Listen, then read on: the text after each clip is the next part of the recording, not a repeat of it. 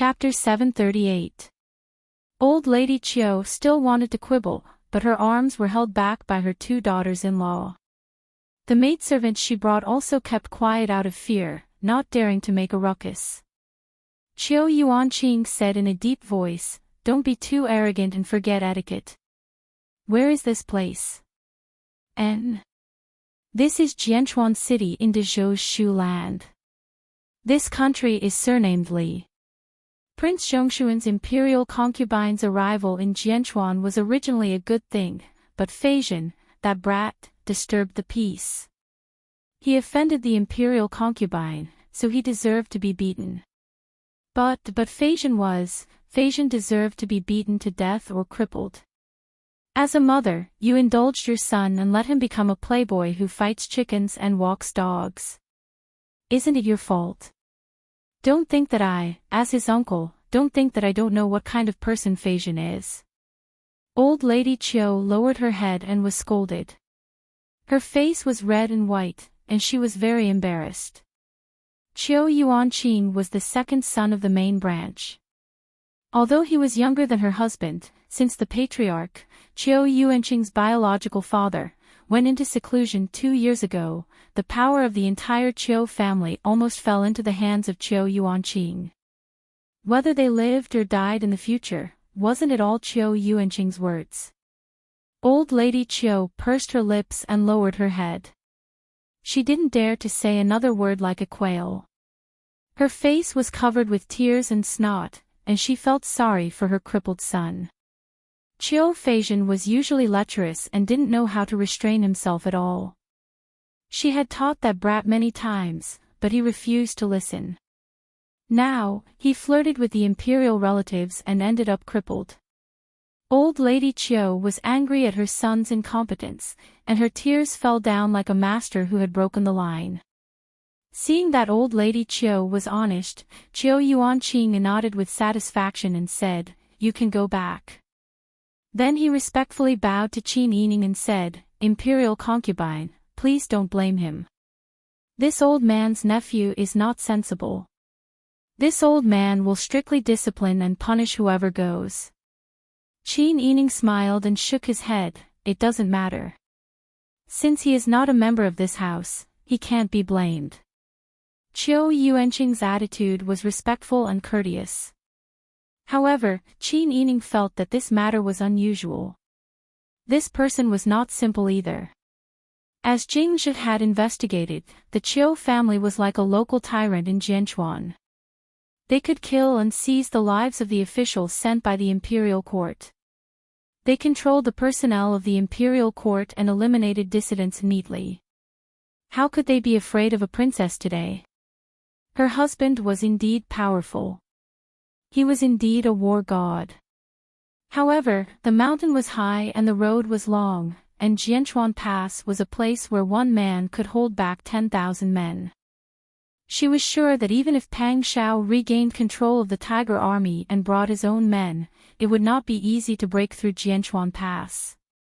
Qin Yining was worried that Chiu Yuanqing's current attitude was just a facade.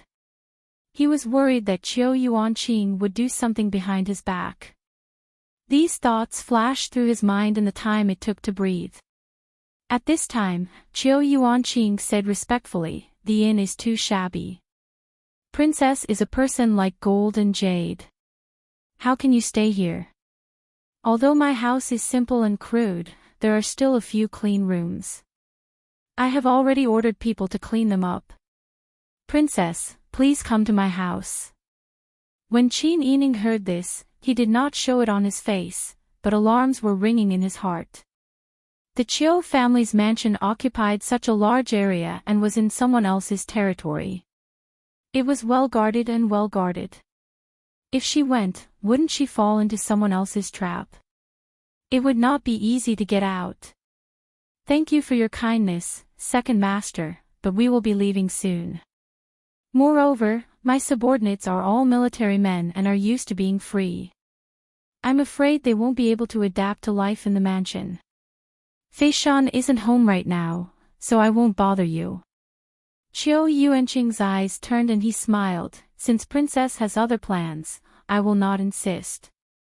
If there is a chance in the future, when Fictional is home, I would like to invite Princess to visit my house. Of course. Qin Yining smiled and nodded.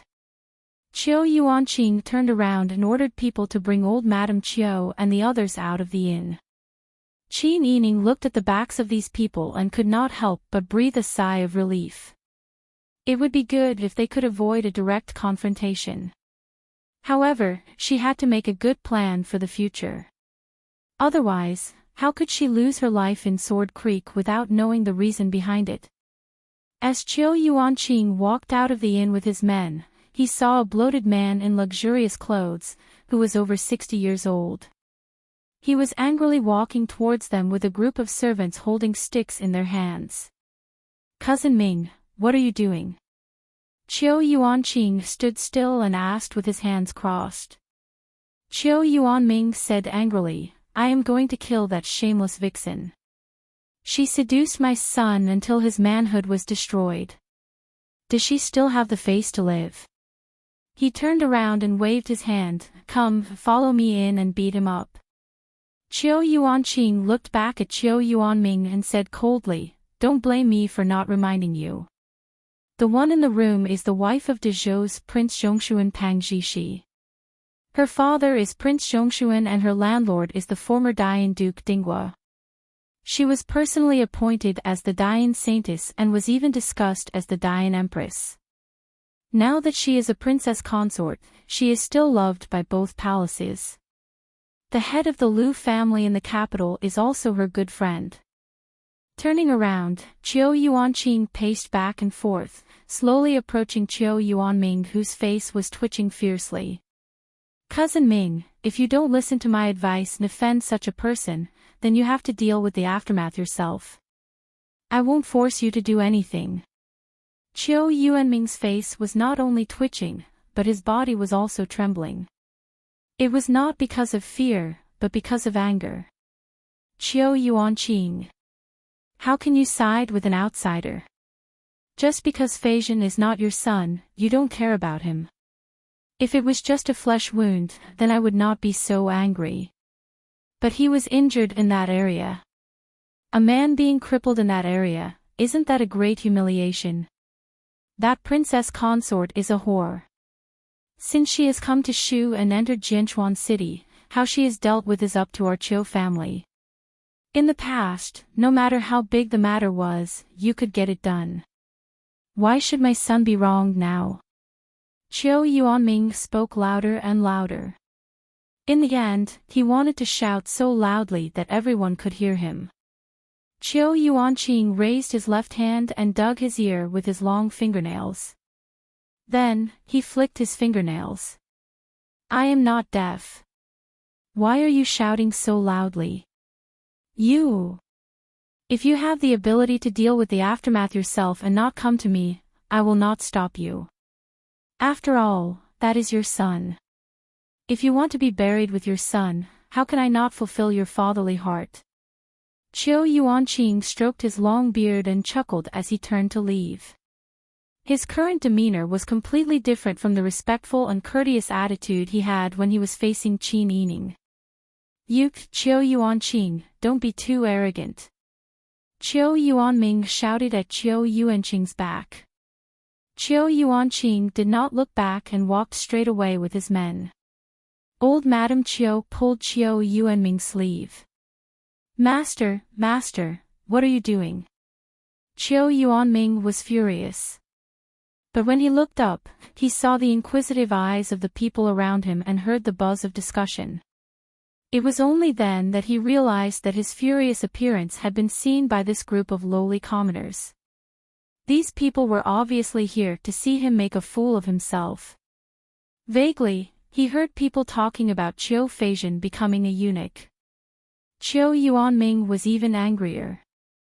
Only then did he realize that if they made such a scene, wouldn't everyone know that his son had become a eunuch from now on? He was so angry that he turned back and slapped his wife in the face. "You ignorant and stupid woman! Who asked you to make trouble? Why are you blaming me?" Old Madame Qiu covered her face in disbelief and tears came out again. The two daughters-in-law looked at them from the side and lowered their heads, not daring to look up. Qiu Yuanming was just scolded by Qiu Yuanqing and wanted to make up for it with his old wife. His behavior was no different from his old wife, so he could not say anything at this moment. Qiu Yuanqing's threat just now was still very useful to him. The ancestors of his branch were all from the side branches of the concubines, and when it came to his generation, the number of talents had withered even more. Qiu family had a rule that as long as the descendants were capable, they could work for the family. If they did not want to work, they could just lie down and eat and sleep. Qiu family's money could not be spent in a lifetime. The only requirement was that they were not allowed to go out and make trouble. Qiu Yuanming's family had always been pampered and did not do anything serious. When Qiu Yuanming was young, he was a dandy. His father and son were also dandy. Of course, they would eat and drink for everyone's benefit. But when they encountered a real problem, they would still ask for help from the main branch. The head of Qiu family had been in seclusion for 2 years. In the main branch, the first old master, Qiu Feishan's father, had passed away early. Now all the power fell to the second old master, Qiu Yuanqing. Once he caused any trouble, he would definitely ask Qiu Yuanqing for help. So, Qiu Yuanqing's threat to him was actually very effective. It was just that he did not want to lose face, so he found a way out for himself. Qiu Yuanming walked in front with big strides. His old wife was sobbing but did not dare to cry out loud. She walked behind him with her head lowered. When the two of them reached the carriage, Qiu Yuanming stopped in his tracks and suddenly turned back to look at the direction of the inn. How could his eldest son be bullied like that? That part of his man that was crippled, would it ever be able to stand up again in this lifetime? There was no way he could take this lying down. Qin Yining returned to his room and sat at the head of the table. Mu Jinghu hesitated and said, "It was my fault just now. I was too impulsive and gave those people a chance to take advantage of me. How can this be blamed on you?"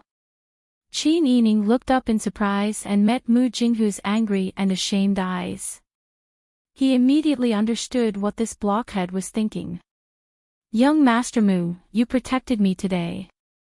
I can't thank you enough. You did not do anything wrong. That lecture touched me. If you did not do anything when you saw it, that would be wrong. You don't have to blame yourself. The one at fault today is Qiu Feishan. She is the arrogant Qiu family." Chapter 739.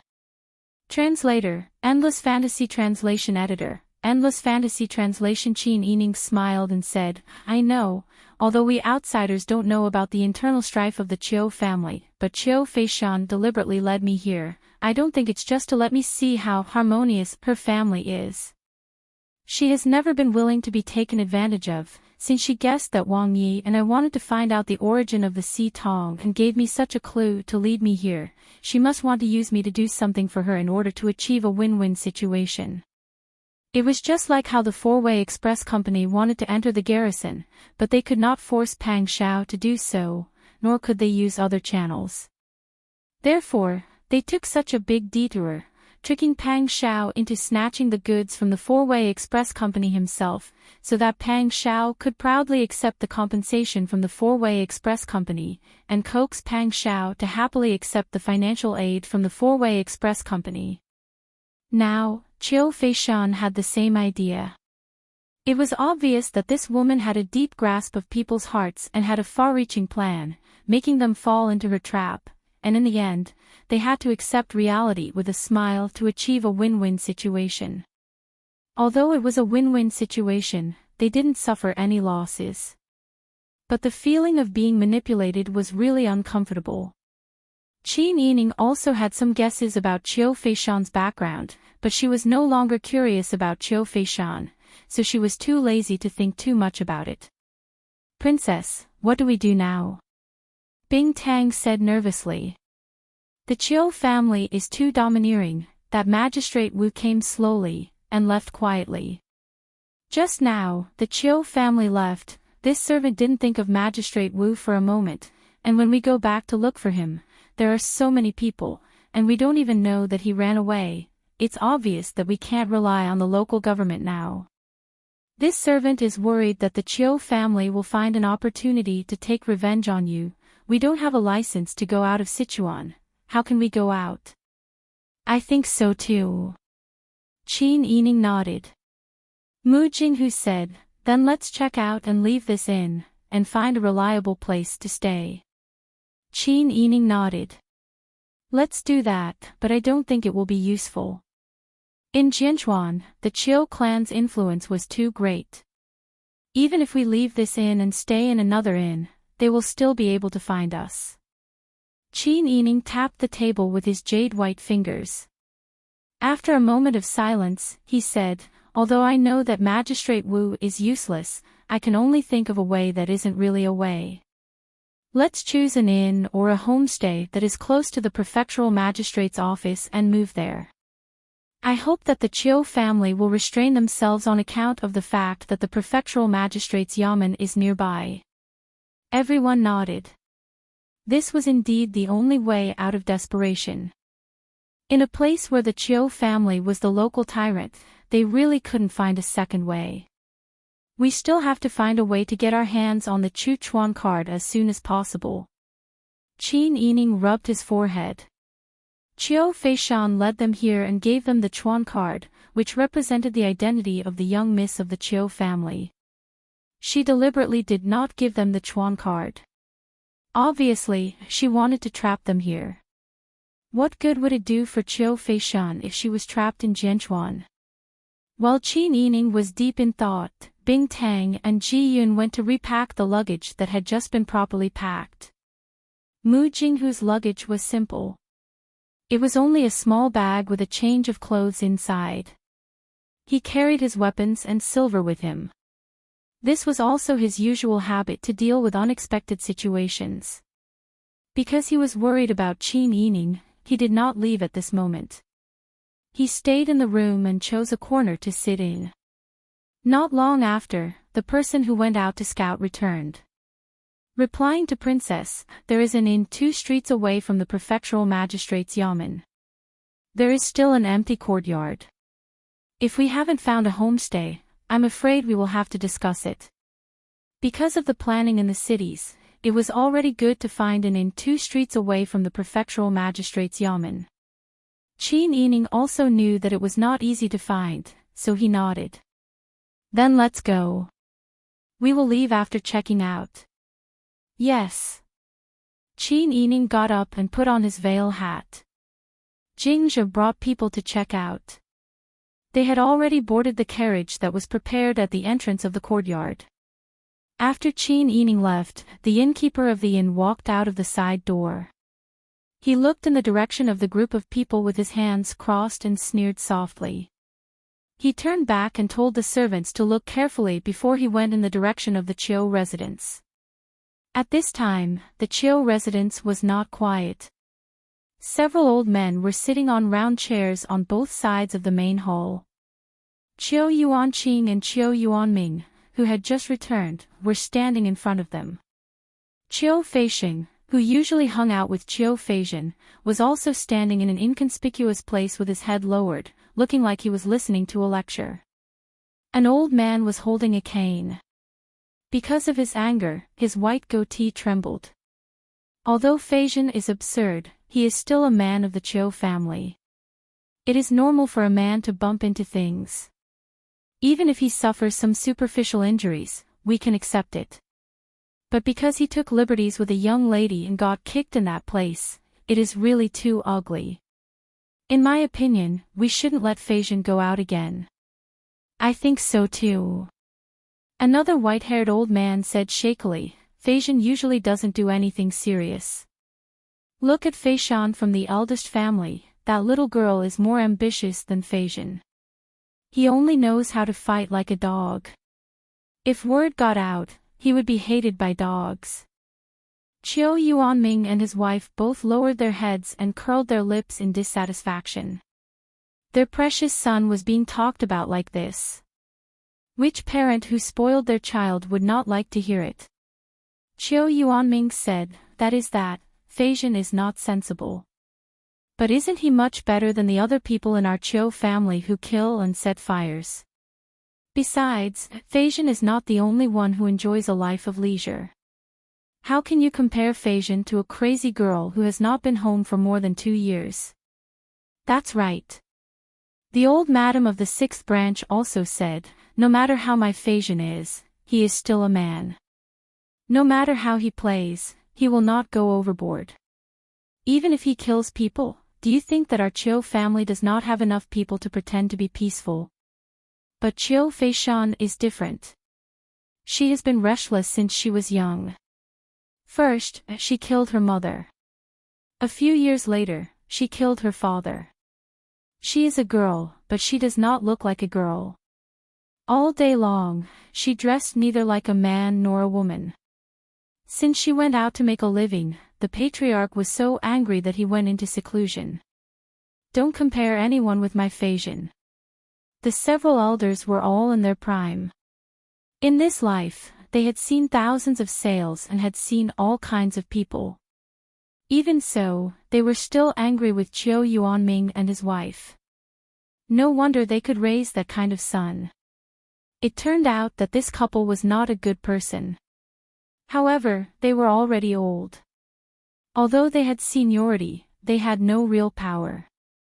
Their era had passed. Even if they talked until their mouths were broken, they still needed the children to be obedient. The patriarch had not appeared in these 2 years, and the power fell into Qiu Yuanqing's hands. Even they had to rely on Qiu Yuanqing's words to live. They did not only have themselves, but also the younger generation in the family. The elders shook their heads, not knowing what to say for a while. Chapter 740. When the elders heard this, they looked at each other. The older one slowly said, these words shouldn't be spoken by us old fellows. We haven't interfered in the family's affairs for many years. Brother Qing has been smart since he was young, and even the patriarch has been praising Brother Qing. During this period of time, the Qiu family hasn't made any mistakes in Brother Qing's hands. In my opinion, this matter should be handed over to Brother Qing. The other elders agreed, that's right. We can rest assured that Brother Qing can handle things. Qiu Yuanqing bowed his head respectfully, but the smile on his lips gradually deepened. He said, I don't dare. I was too careless. He turned around and said to Qiu Yuanming and his wife, since the elders have handed this matter to me, I will say what I think. I think everyone knows about Prince Zhongshuan's reputation even if I don't say it. He is a real brave and good at fighting. He is famous for his military exploits. Even the emperor has to be courteous to him. I also heard that Prince Zhongshuan is very protective of his people and loves his wife very much. I think everyone knows that Prince Zhongshuan once resisted the imperial edict for his wife. Since Prince Zhongshuan is so powerful and his wife is so loved by him, we shouldn't be enemies with them. This time, it was Feizhen who took liberties with him first. It's not Prince Zhongshuan's fault that the guards arranged to take action. It's better to avoid trouble. There's no need to offend the whole Prince Zhongshuan's faction for one person. Qiu Yuanming and his wife's faces changed when they heard this. What do you mean? Our Feizhen will suffer for nothing. Please don't forget the rules of the Qiu family. As long as the descendants act, they must put the family's interests first. Now, it's obviously unwise to offend Prince Zhongshuan's faction for Feizhen, so they have to endure it. What's more, it was Feizhen who was in the wrong first. Even if they make a fuss, it can't be blamed on Prince Zhongshuan's concubine. At that time, everyone would talk behind their backs. Where would the Qiu family's face go? Our Qiu clan has been in Sword Creek for more than 100 years. Don't tell me that we don't want our face anymore. I can understand your feelings as parents, but please consider the family's interests first. Qiu Yuanming was so angry that his entire body was trembling. He knew that Qiu Yuanqing was up to no good. This was forcing him to let go. But Qiu Feizhen was his son. His son had been harmed by others. Others might not care, but how could he, as a father, not care? What do you mean by prioritizing the interests of the clan? Don't these people usually try to poach people from the clan? Other people could commit murder and arson, and they could solve any problem that arose. Why couldn't it happen to their family? Qiu Yuanming sneered and didn't even bother to argue with Qiu Yuanqing. Although this person held the power of the Qiu family and had the intention of inheriting the position of the Qiu family head. But the clan head was still in seclusion after all, and he was only the second son. He was not the clan head, so what right did he have to stand out and give orders? They looked at the elders in front of them with disdain.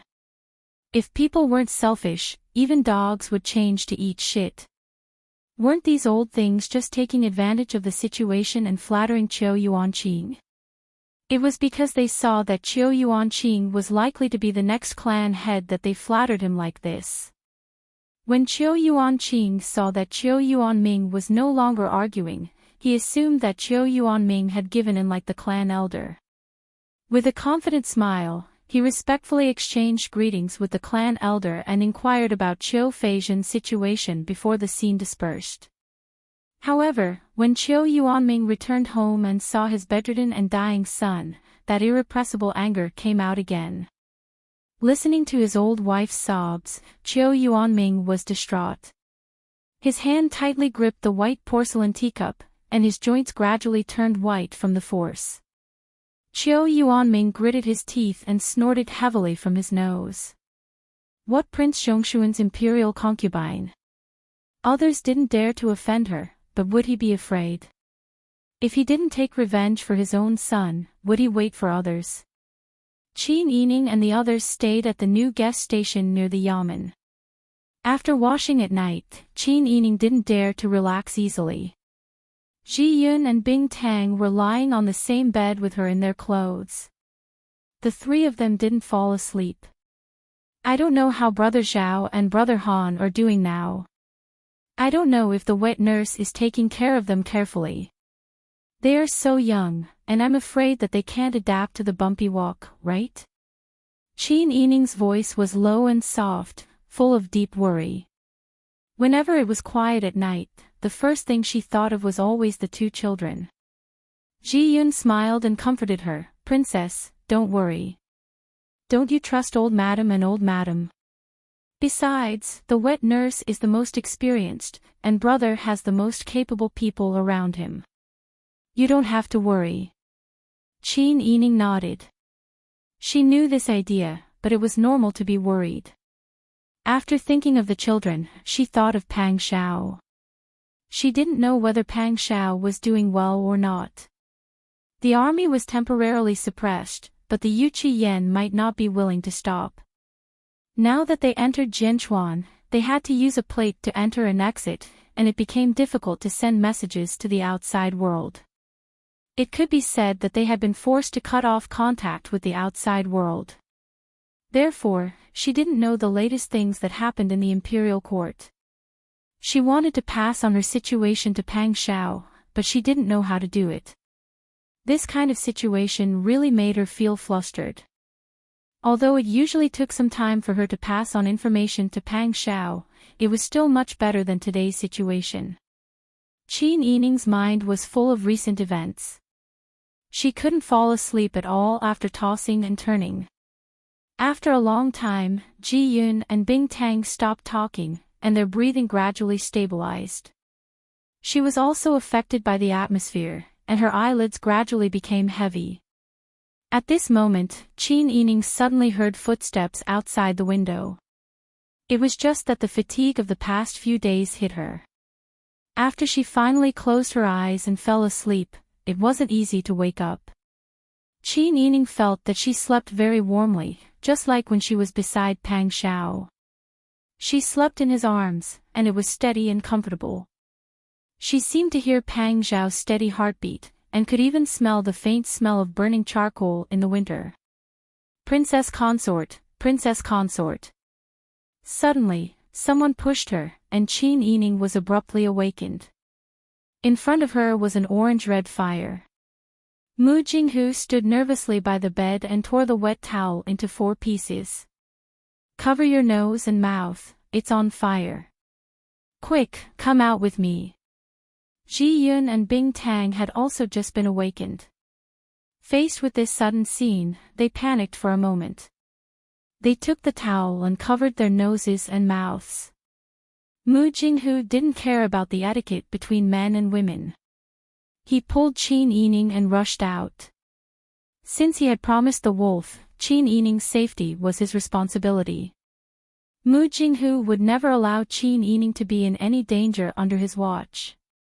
He would rather lose his life than let anything happen to Qin Yining. The fire outside was burning fiercely, and the inn was crowded with people. Everywhere, there were people shouting loudly, "It's on fire! Someone come, put out the fire!" At this moment, Jing Zhe and the rest were rushing into the house. When they saw Mu Jinghu bringing Qin Yining out, they were only stained with some dust and didn't suffer any injuries. When they saw Ji Yun also rushing out with Bing Tang, everyone breathed a sigh of relief. While the people in the inn were busy putting out the fire, Jing Zhe had already checked the surroundings. He whispered in Qin Yining's ear, "Princess consort, only our courtyard is on fire. The other courtyards are fine. It's obvious that someone is targeting us. It must be the old master of the Chiu family's 6th branch." Bing Tang gritted her teeth. "I think there's no law in this place. We've already chosen a place near the prefectural magistrate's office to stay, but they still dare to set fire. They must have made up their minds that even the prefectural magistrate can't do anything to them. It seems that there's nothing they can do. After all, the Chiu family has been passed down for so many years. Its history is even longer than that of Beiji, and it's already the local tyrant. One look at Magistrate Wu and you can tell that he's trying to keep the peace. How would he dare to go against the Chiu family?" Qin Yining sighed.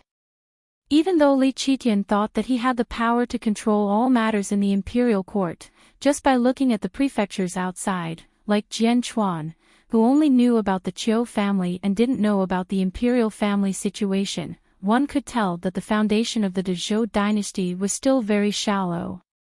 As the emperor, Li Qitian probably couldn't take care of everything. As they spoke, the fire in the courtyard was gradually put out. Fortunately, this was an independent courtyard. There were fewer buildings in the courtyard, and it was also a brick building. It was also further away from the other buildings, so the fire didn't spread to other places. Although the fire caused a loss of property, it didn't cause any casualties. Qin Yining finally relaxed a little. She knew that the fire this time was targeted at her. If others were implicated because of her, how could she live with herself? The scene was a mess.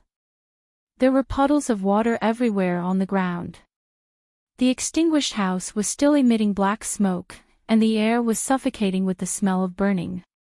Mu Jinghu looked at the scene of devastation, and the anger in his heart was about to explode.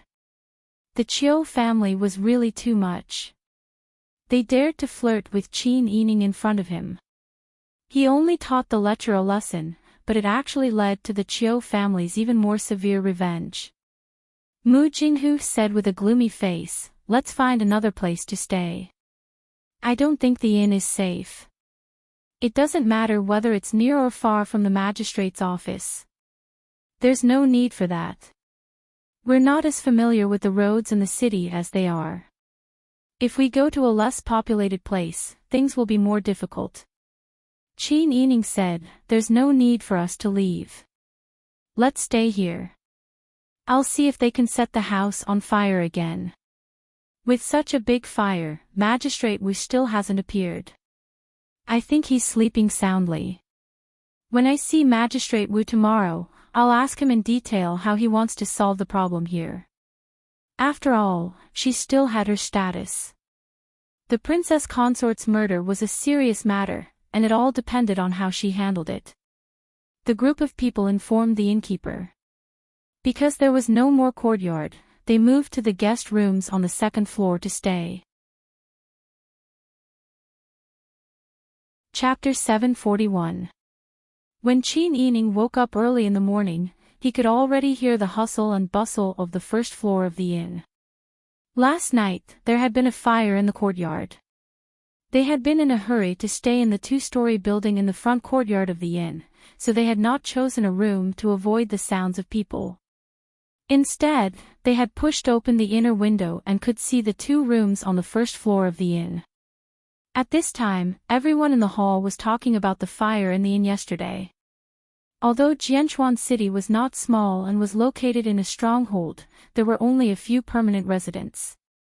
Because it was very difficult to enter and leave Jianchuan, the merchants who came and went could tell at a glance who was unfamiliar. What's more, there had been such a big show yesterday in the courtyard. What kind of status did the guests who lived in the courtyard have? The people of Jianchuan should already know.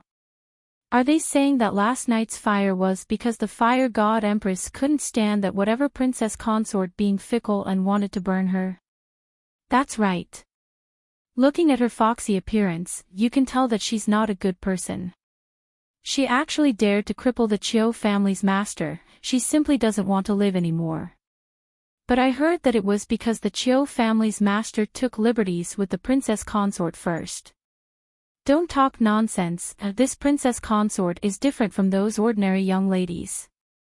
Her husband is Prince Zhongshuan. So what? Poor Prince Zhongshuan did not find a good wife. He is fighting outside, but his woman is doing whatever she wants here. Don't talk nonsense, right now it seems like the north and south are fighting. Prince Zhongshuan is in the south right now, and there is no war to fight in the south. Qin Yining sat by the window, letting Ji Yun comb his hair while listening to the group of people talking loudly downstairs. From the discussions of these people, it could be seen that Jianchuan was very isolated. The information that these people knew was not necessarily all accurate. As for those who said that she was not the princess consort, perhaps they were slandering her in order to curry favor with the Qiu family. Qin Yining knew that human nature was like this. Sometimes, even if it was to harm others without benefiting themselves, some people would still do it for the sake of their own motives. Slandering a person was just a matter of moving one's mouth. Most of the people who spoke did not have to take any responsibility. They might even secretly feel good about slandering others. However, they never thought that the person who was slandered would suffer such an unexpected calamity. The physical and mental harm they suffered would be enormous. Qin Yining sighed helplessly. Luckily, I'm not a lady from a wealthy family, and I'm not that stubborn. Otherwise, wouldn't I just hang myself to prove my innocence? Princess consort, don't think that way. Those people were the ones in the wrong. You didn't do anything wrong. These people are just gossiping. They don't know what's going on, so they dare to talk nonsense. How hateful. Bing Tang was worried and angry. The soundproofing of the room they were in was not very good. Perhaps because the people outside wanted to boast about the Qiu family, their voices were very loud. It was as if they were saying good things about the Qiu family and were afraid that their voices would be too weak to be heard. Ever since Qin Yining married Pang Xiao, she had never suffered such vexation. It made people angry for no reason. Bing Tang was so angry that her face turned white. However, she couldn't open the window and argue with the people outside. At this time, they heard another round of discussion from outside. Did you know? Last night, something happened to the Qiu family's sixth branch. Don't talk nonsense. The Qiu family's residence is so big, and there are so many martial artists guarding it that it can compare to the palace's Jinwu guards. How could something happen? That's why I said this matter is strange. Last night, the inn caught fire, the Qiu family's sixth branch also caught fire, and there's something even stranger. Why do you only speak halfway? What do you think is even stranger? That person lowered his voice and said mysteriously, the 6th branch's old master, his wife and 2 daughters-in-law's hair were all shaved. In just one night, their hair was gone in the blink of an eye. Now, they're almost like monks and nuns. The 6th branch is in a mess now. Nonsense. Why would they let a peasant like you know about this? The people who heard it did not believe it. Hey! My cousin's brother-in-law delivered vegetables to the Chiu family. How could they not know? Isn't this shaving too much? This is just a shaving. If he really wanted to kill someone, wouldn't these heads have to be removed? Tsk, is this done by a ghost? First, there's a shaving, and then there's a fire. I don't know how it happened. How did 2 fires happen in one night? Qin Yining, Bing Tang, and Ji Yun looked at each other and saw some confusion and understanding in each other's eyes. After Qin Yining finished his meal, he went next door to see Mu Jinghu. Mu Jinghu had also just finished his meal and was sitting on the bench reading a book. When he saw Qin Yining coming to visit, he smiled and invited her in. He even poured her some tea. Observing Mu Jinghu's expression, this person seemed to have walked out of his anger. His expression was very calm, as if the person who was about to explode yesterday was not him. Qin Yining smiled and said, "Young Master Mu, it's been hard on you these days." "It's not hard. You don't have to be courteous with me. I promised Pang Jishi to protect you, so I will do my best. Moreover, nothing happened for me to risk my life." Qin Yining nodded and chatted with Mu Jinghu for a while before saying, "Young Master Mu, when you go out at night, you have to be careful." Mu Jinghu was stunned and blinked. After a long time, he said in surprise, "You know everything." "I wasn't sure at first, but now that you've said it, I understand everything." Mu Jinghu choked. For a moment, he could only think that a sly fox's wife was also a sly fox. In the past, before she was born, he already knew how powerful she was. Now that she was married to a sly fox, she was even more cunning. Seeing that Mu Jinghu was silent, Qin Yining smiled and said, "I know that young Master Mu took such a big risk for the sake of your promise to Pang Jishi. It's because they went overboard. They were clearly in the wrong, but they still turned around and attacked me, slandering my reputation." Mu Jinghu saw that she did not blame him and was very understanding of him. The slight uneasiness just now disappeared without a trace. "I promised Pang Jishi to protect you and not let anyone touch you. But that Chiu Feizhen not only touched you, but her family was also unreasonable and wanted to pull you. We were just being reasonable, but they actually dared to set fire and hurt you. I was angry, but I was afraid of causing trouble for you, so I came up with this plan." Qin Yining knew that Mu Jinghu had good intentions. Moreover, he had silently sneaked into the heavily guarded Chiu family, found the 6th branch in the Chiu family's large courtyard, cut off the hair of the masters of the 6th branch, and only set fire to the 6th branch. This series of actions was even more difficult and dangerous than directly rushing into the Chiu family's residence to kill people. "Young Master Mu, don't take such risks in the future. No matter what, the safety of our own people is the most important. I'm already very grateful that you agreed to come with me on this trip with Pang Jishi. If I implicate you and cause an accident, won't I die of guilt?" Mu Jinghu waved his hand and said with a smile, "Don't worry, you should trust my ability." Even if he trusted Mu Jinghu, he was still a single person. Even if he had the best iron, how many nails could he twist? However, Qin Yining was not Mu Jinghu's person, so it was better to express some things clearly. There was no need to continue in detail. The two of them then discussed the matter of the Chuan tablet. "I plan to carefully observe it today. If it doesn't work, I'll use the old method and go to the Chiu family to steal the Chuan tablet. Anyway, we've left people outside Jianchuan Pass to provide support. Once we get out, everything will be easy. Qin Yining said with a smile, great minds think alike, we've thought of the same thing. It's just that I'll have to trouble you with this matter. It's not worth it, it's just a small matter to me. Just as they were talking, a commotion suddenly came from the first floor of the inn. A group of men holding sticks rushed into the inn. The person in the lead had an extra hat on his head. It was Qiu Yuanming, who had his head shaved. It's here. Capture him. Yes. The men were like tigers and wolves, causing the guests in the hall to flee in all directions. One of the men grabbed the waiter in the inn and asked, where is that Prince Zhongshuan's consort staying? Hurry up and lead the way. The waiter was scared witless. How would they dare to provoke the Qiu family? He pointed upstairs in a panic, she's on the second floor, on the second floor. The strong man's muscular arm shook and pushed the shop assistant back a few steps. The shop assistant fell to the ground on his butt and cried out in pain, ouch. Once they got the location, the men rushed upstairs. At this time, Qin Yining heard the noise. She had gathered all the people and stood in line near the stairs on the second floor. What are you trying to do? Qin Yining questioned in a deep voice, I'm the Prince Zhongshuan's consort personally conferred by your majesty. I'm a first-rank imperial consort.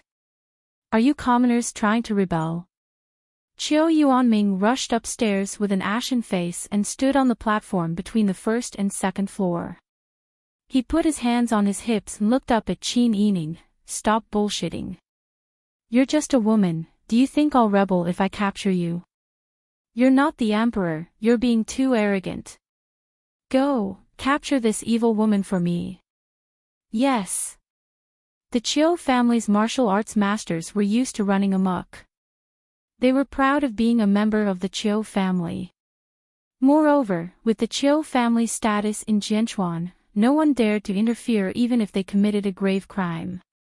The Qiu family's servants didn't care about Qin Yining and his men at all and rushed upstairs with sticks in their hands. Mu Jinghu, Bing Tang, and Ji Yun stood next to Qin Yining.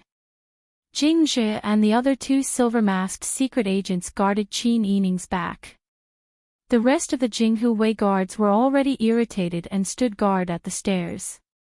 The moment the confident martial arts masters rushed up, they were kicked in the chest by Jinghu Wei and rolled down like a ball.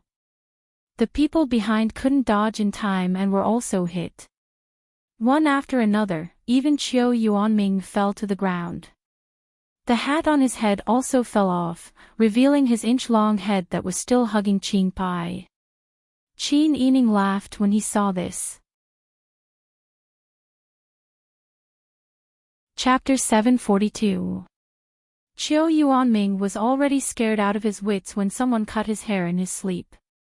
The Qiu family was heavily guarded, but someone still managed to break in. If this situation was not corrected, he might not even know if his head was cut off in his sleep. There was also his wife and two daughters-in-law. How could they meet people when they were bald? He wished he could just tell the public that these three women wanted to convert to Buddhism and send them to the family temple. Now that he had fallen so hard, he was laughed at before he could get up. He was so embarrassed that his face turned red. Qiu Yuanming glared at the people upstairs and roared, "Go! Charge! Charge! These are arsonists. They're the ones who snuck into the Qiu family and tried to steal. Capture them. Those who can take down that witch will be heavily rewarded." "Yes, master." After receiving the order, the martial artists guarding the courtyard thought of the heavy reward and got up one by one as if they had been injected with chicken blood. They roared and rushed forward. Their angry roars frightened the onlookers downstairs. However, the stairs were narrow, and the Jinghu Wei were each 1 against 10. They were very brave and good at fighting. With a group of people guarding the stairs, it was really difficult for the guards to break through in a short time. Unless they could get the guns of the Shinji battalion, it was simply a fool's dream to catch Qin Yining. Qiu Yuanming also saw that this could not go on, so he turned around and gave a few orders to his subordinates. At this moment, there was a commotion in front of the inn. Magistrate Wu, whom she met once yesterday, and Qiu Yuanming, who was wearing a royal blue round-collared robe, came together with his subordinates and guards of the Qiu family. As they walked, the two of them whispered something, which showed that they were very close. Qin Yining originally looked relaxed. Seeing Qiu Yuanming like this, it was as if he was looking at a clown. But when she saw Qiu Yuanqing and Magistrate Wu together, and then carefully observed their expressions when they talked, she found that Magistrate Wu's attitude towards Qiu Yuanqing was very respectful and cautious. It was not like the attitude of a court official towards a commoner, but like a servant towards his master. Seeing this, Qin Yining's heart sank. In this place, the Qiu family was powerful, and if the local government didn't dare to come forward to uphold justice, then everyone else could only suffer losses. Unless she could lower herself to cater to the Qiu family. But she, Qin Yining, was a person who wouldn't give in. Magistrate Wu and Qiu Yuanqing frowned when they saw the commotion at the stairs. "Stop!" Qiu Yuanqing bellowed as he shot a glance at his followers. The attendant immediately understood and went forward to help Qiu Yuanming, who was still pointing upstairs and cursing, "Down! Cousin Ming, what are you doing? Since you were frightened yesterday, you should recuperate well.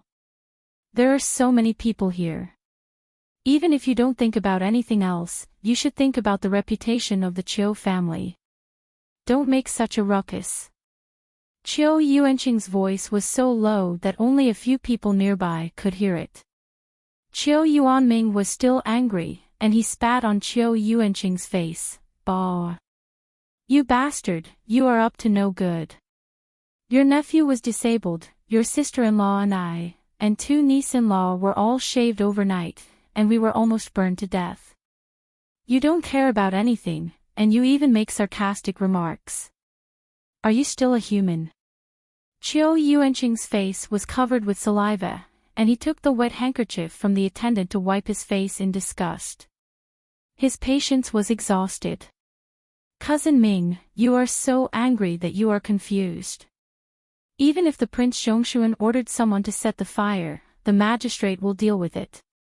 It is not your turn to make trouble in the city. Aren't you making trouble for the magistrate by doing this?" Hearing this, Magistrate Wu immediately understood Qiu Yuanqing's intention. He went forward and cupped one hand and the other before his chest. "Princess, you have done such a thing, so I have to take you back to investigate carefully." "Princess, what should we do?" Several people around her were already angry, and they asked Qin Yining in a low voice. It seemed that as long as she nodded, the silver-masked spy and Jinghu Wei would turn into hungry tigers and hungry wolves, and pounce on the sheep downstairs. Qin Yining's brain was working fast. Magistrate Wu had already taken the Qiu family side without distinguishing right from wrong. Not to mention Qiu Yuanming, that idiot, he could not represent the Qiu family. Qiu Yuanqing seemed to want to arrest all of them. He was polite yesterday, but changed his mind overnight. Qin Yining did not know why Qiu Yuanqing suddenly changed his attitude, but she knew that they were now facing the biggest family in Jianchuan and the local magistrate. Looking at the anxious and angry faces of the people around her, Qin Yining pursed her lips and did not give the order immediately. Although Qiu Yuanqing had brought a limited number of people to the inn, the Qiu family was so powerful that they had plenty of people. A strong dragon could not defeat a snake in its old haunts. If they fought head-on, even if she had brought all the peerless masters with her, she was afraid that she would be at a disadvantage in the end. Qin Yining was not an impulsive person. Even if she had integrity and dignity, this integrity and dignity could not be achieved by sacrificing the lives of the people around her. If she was alone, she could not care less. But the people around her were innocent, and she could not implicate them. Thinking of this, Qin Yining said in a low voice, "Where there is life, there is hope. Don't be impulsive and listen to my orders." Several people understood Qin Yining's meaning. Although they felt aggrieved, this was indeed the wisest choice at the moment. Qin Yining said, "Magistrate Wu, this king's wife thinks that you are an honest and upright official, and has always had hope in the government. Is this king's wife's fault? I believe that the magistrate, who lives not far from here, must have seen the fire in the courtyard of the inn last night, right? But why was it that at such a close distance, from the moment the fire started to the moment it was put out, I didn't see Magistrate Wu's figure appear at the scene of the fire? You can say that it was all a coincidence, but what about now? Someone brought people to commit murder on the street, and slandered this king's wife without any evidence. As an official of the imperial court, you did not investigate carefully, and even brought people to arrest me. What, does Magistrate Wu want to make a confession under torture?" Qin Yining's words pierced Magistrate Wu's heart, and he was speechless. He did not expect this princess to be so sharp-tongued, and every word she said was reasonable, making him unable to refute. Even if he was a puppet, he was not willing to lose his demeanor in front of the people. Afraid that Qin Yining would say something else, Magistrate Wu immediately said, "Princess, don't twist words and force logic. Since ancient times, it has been said that if the emperor violates the law, he will be punished the same as if he were a commoner. Now that you are suspected of arson and allowing your servants to commit murder, then you will have to follow this official to the yamen to be tried. Could it be that princess's principles are only used to restrain others, but they are not useful for you?" Qin Yining laughed coldly. "How interesting. Since the magistrate has invited this king's wife to visit the yamen, I naturally can't embarrass you. But you have to think clearly. Everything has a cause and effect, right?" These words were equivalent to telling Magistrate Wu that if anything happened to her, or the people he brought with him, Magistrate Wu would face the craziest revenge from Prince Zhongshuan's faction. Magistrate Wu shuddered when he heard this. It was true that Pang Zhao's notoriety was not new. His various methods were not something that a mere magistrate like him could withstand. However, he had no choice but to lower his head under the eaves. If he wanted to protect his life and wealth, he could only rely on the Qiu family in Jianchuan. Qiu Yuanqing was very likely to be the next head of the Qiu family. He did not know how long he would have to stay in Jianchuan. If he offended Qiu Yuanqing, what would he do in the future? What would his wife and children do? Magistrate Wu shook his head helplessly and bitterly. The only consolation was that Prince Zhongshuan did not come to Jianchuan. Moreover, Jianchuan Pass was extremely dangerous. It was really a place where one man could hold back 10,000 men. Even if Prince Zhongshuan was a master of military strategy, he would not be able to lead his troops to attack.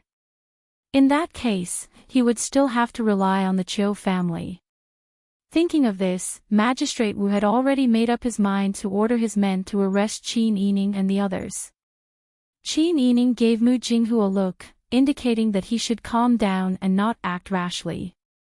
The rest of the people also stopped listening to his orders and did not resist. However, when no one noticed, Jingzhi and Xiao Shui had quietly retreated. Using the tall bodies of the Jinghu Wei as cover, they quietly retreated to the window facing the street. After carefully observing the situation outside, they quietly sneaked out like two inconspicuous shadows.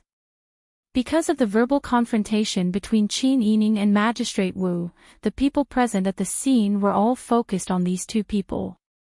They did not notice that two people had quietly disappeared beside the tall and sturdy Jinghu Wei. Qin Yining led his men downstairs and followed Magistrate Wu, Qiu Yuanming and Qiu Yuanqing out of the inn without any resistance. Qin Yining asked, "Magistrate Wu, how many days do you plan to solve the case? This king's consort may look gentle on the surface, but she is actually soft-hearted and easy to talk to, but she is not without a temper." You accuse me of arson and murder for no reason, and you dare to frame me without any evidence. I can understand it as a slip of the tongue because you are too tired and worried. However, I will cooperate with you, so don't push your luck. Magistrate Wu's face turned red. He already had a guilty conscience, and this time, it was all to cooperate with Qiu Yuanqing that he went to arrest them. After Qin Yining's words, Magistrate Wu felt even more ashamed. Qiu Yuanqing timely broke Magistrate Wu's embarrassment and said, "The princess is a noble. Even if she has done something wrong, she can't be locked up in the prison of the magistrate's office. Magistrate Wu, can you give me some face and allow the princess to live in the guest house of the Qiu family? In this way, it will be more convenient for Magistrate Wu to interrogate, and the princess will not be wronged." Magistrate Wu nodded happily.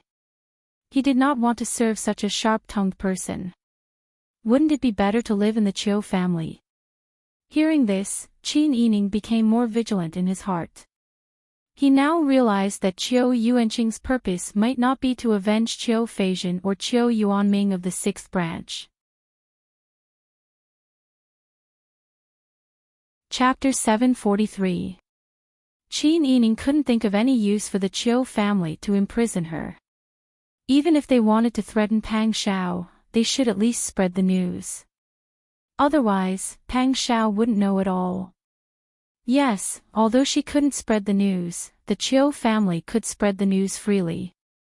Qiu Feishan lured her here, and Qiu Yuanqing and Qiu Yuanming made a series of things to make her fall into the hands of the Qiu family.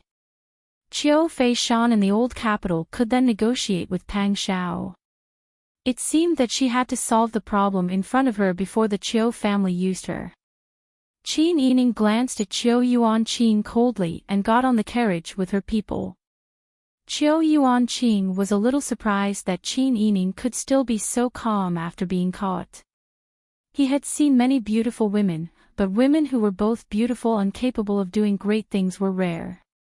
His eldest niece, who refused to go home when she went out, was one, and the one in front of him was another. However, what could she do even if she was calm? Peng Zhishi was still in the old capital fighting with Zhenan Wang. How could he have the energy to reach out to Jianchuan? Even if he could come, the mountain was high and the road was long, so it would take time. By then, he would have done what he wanted to do. Qin Yining sat in the carriage, Bing Tang and Ji Yun sat on her left and right. Mu Jinghu sat in front of the carriage with a calm face and didn't say a word. De Han and Jinghu Wei walked together to protect the carriage, silently observing the terrain and the surrounding movements. Qiu Yuanqing and Qiu Yuanming got on the Qiu family's carriage. The coachman raised his whip and wanted to drive the carriage past them. Qiu Yuanqing ordered lightly, "The princess's carriage should be in front. The Qiu family is not a secret, and we don't need to lead the way. Just follow." "Yes, second master." Although Qiu Yuanqing and Qiu Yuanming were of the same generation, the elders of the 6th branch of the collateral branch passed away early. Qiu Yuanming was older and had now become the old master of the 6th branch. Qiu Yuanqing was only a master of the main branch.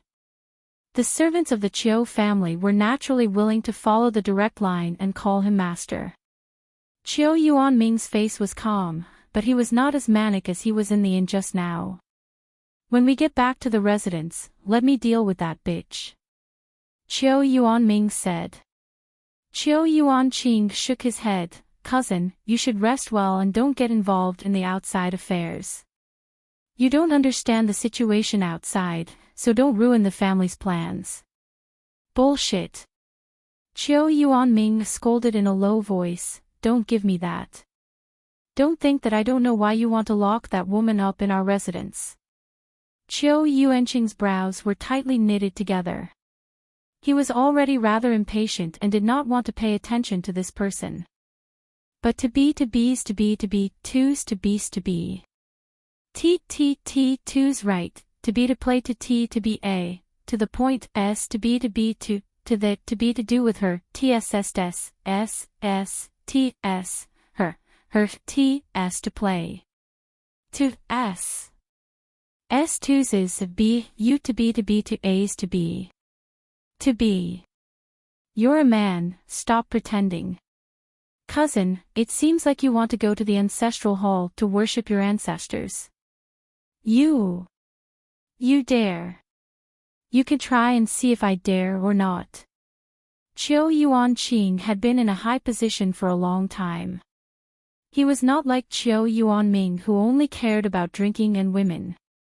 At this moment, Chiu Yuanming finally felt some fear, and no longer opened his mouth to speak. Rubbing his throbbing temples, Chiu Yuanqing shook his head and thought to himself, they really are hopeless. The sixth branch has actually developed into such a state. Everyone from top to bottom is a pervert. Wouldn't it be a disgrace to the Chiu family if they went out? Qin Yining did not care about what was happening in the carriage behind. On the way to the Chiu family, she had already discussed everything with Mu Jinghu. She was curious about what the Chiu family wanted to do. At this moment, the carriage slowly stopped outside the Chiu family.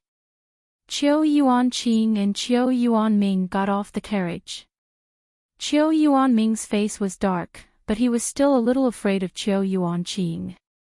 He did not dare to provoke him and let his subordinates into the residence. Chiu Yuanqing went to Qin Yining's carriage and bowed, "Princess, please move to the guest courtyard." Yuanyun and Bing Tang got off the carriage first. Qin Yining held their hands and stepped on the black wooden steps to get off the carriage in a dignified manner. She raised her eyes to take a look. She saw a golden plaque with a black background hanging high above the gate. The two words, Chiu Estate, were written on it. Looking left and right, the continuous walls of the courtyard were so big that they could not see the end. The Chiu family's land was so big that it was shocking. Qin Yining remembered what Mu Jinghu said, the Chiu family was not like a courtyard. It was more like a village. This village was very rich, and the people inside all had the surname Chiu. They were all related to each other. However, even if they were relatives, there were some who lived very well, and some who were very poor. Chiu Yuanqing had already left a few words. Not long after, the black gate was pushed open. The doormen, servants in the front yard stood in 2 rows. Like Moses parting the sea, they came out to welcome her. "Welcome, Prince Zhongshuan." Qin Yining was a little surprised that the Chiu family would open the main gate to welcome her with such extravagance. If Chiu Yuanqing's purpose was to put her under house arrest and threaten Pang Shao to achieve his goal, this kind of house arrest was a little too extravagant. Qin Yining was a little confused, but she did not show it on her face. Since the other party was welcoming her, she accepted it calmly. She led the guards and followed the Chiu family servants through the main gate. After walking through the corridors and halls, they finally arrived at the guest courtyard. "Princess, you and the guards can stay here for the time being. I will ask my wife to arrange for the most capable servants to serve you. If you have any orders, don't be polite with us. Just tell us and we will do our best to do it for you." Qin Yining nodded slightly. Chiu Yuanqing did not care about Qin Yining's coldness. After bidding farewell, he immediately went to open the ancestral hall. He planned to lock Chiu Yuanming up for a few days to reduce his spirit. Qin Yining stayed in the Chiu family for the time being. She was confident about all the arrangements, but Jing Jie and Xiao Shua outside were burning with anxiety. They did not dare to rashly break into the Chiu family for fear of causing any disturbance and affecting Qin Yining's plan. However, the two of them could not think of any other way to save Qin Yining. If it were any other place, it would be fine.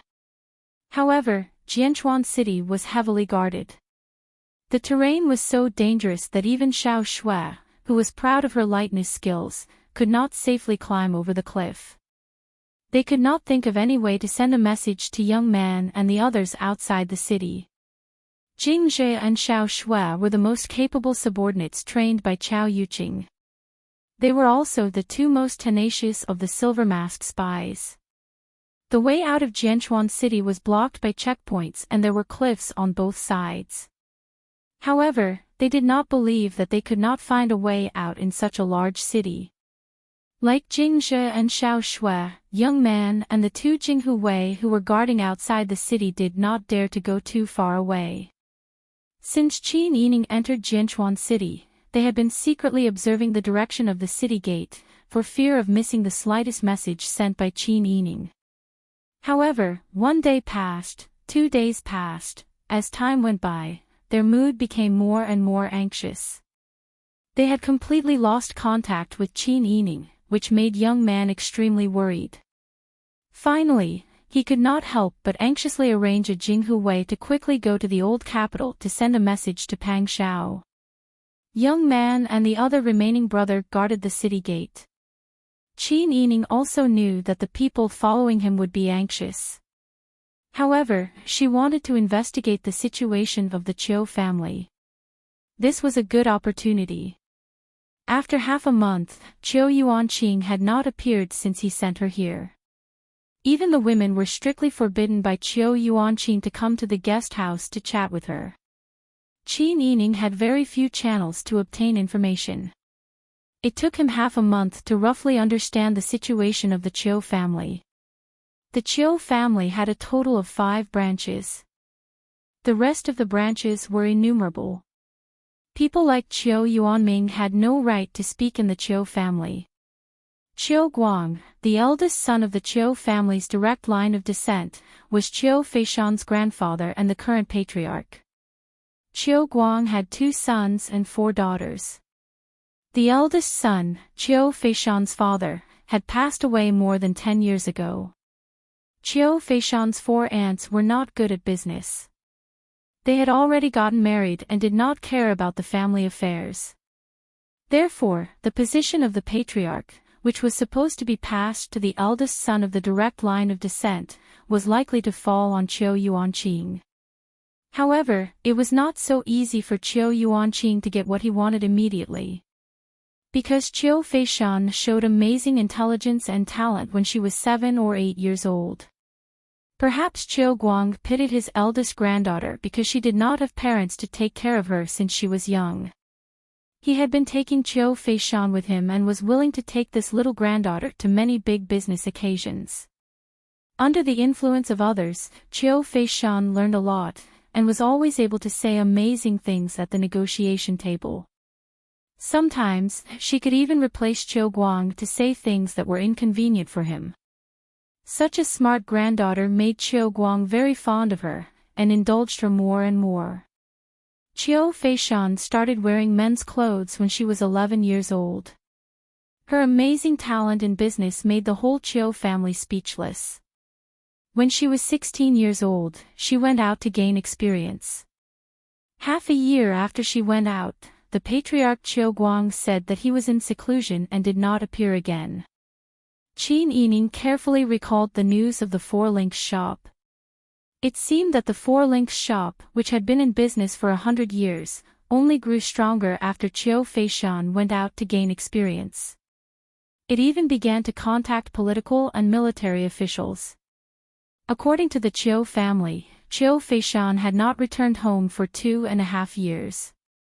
Qin Yining linked all the things together, and a huge drama of the internal struggle of the Qiu family had already formed in his mind. But he did not know what role Qiu Feishan wanted her to play by bringing her here. Half a month later, she also heard the servant say that the government had caught the murderer of the fire at the inn and the Qiu family. There was no doubt that this was the Qiu family suppression, and found someone to take the blame. Qin Yining finally became impatient. Although the days in the Qiu family were leisurely, he did not get any useful information. It was meaningless to continue like this. Chapter 744. Late at night on the 18th day of the 7th month, the bright moon hung high in the branches and cast mottled shadows on the ground of the guest courtyard. The Chiu family's large village-like residence was completely silent. There were the occasional sounds of insects in the grass. Everything seemed peaceful and quiet. Several guards holding lanterns passed through the alleys outside the walls of the guest courtyard. Everyone was yawning. Let's not go to the east side courtyard. Our Chiu Fu has been here for more than 100 years. Those rascals aren't blind. Who dares to cause trouble in the Chiu family? In any case, ever since I started working, nothing like that has ever happened. Other than the 6th branch catching fire a while ago, Master even had people shave their heads. A few of the guards covered their mouths and let out muffled chuckles. That's because their sins are too deep. Even the heavens can't bear to see them do evil and gave them this kind of punishment. Sho! Do you have the life to discuss Master's private matters? Why aren't you shutting up? The conversation of the guards was interrupted by the leader. After a few words, everyone became more spirited. After walking around half of the courtyard, they went back to rest. A moment later, the door to the guest courtyard side room was silently pushed open. A black shadow flashed by. In the night, it was like a black gust of wind, flying over the roofs and walls. Not long after, a wave of noise came from the direction of the 6th branch.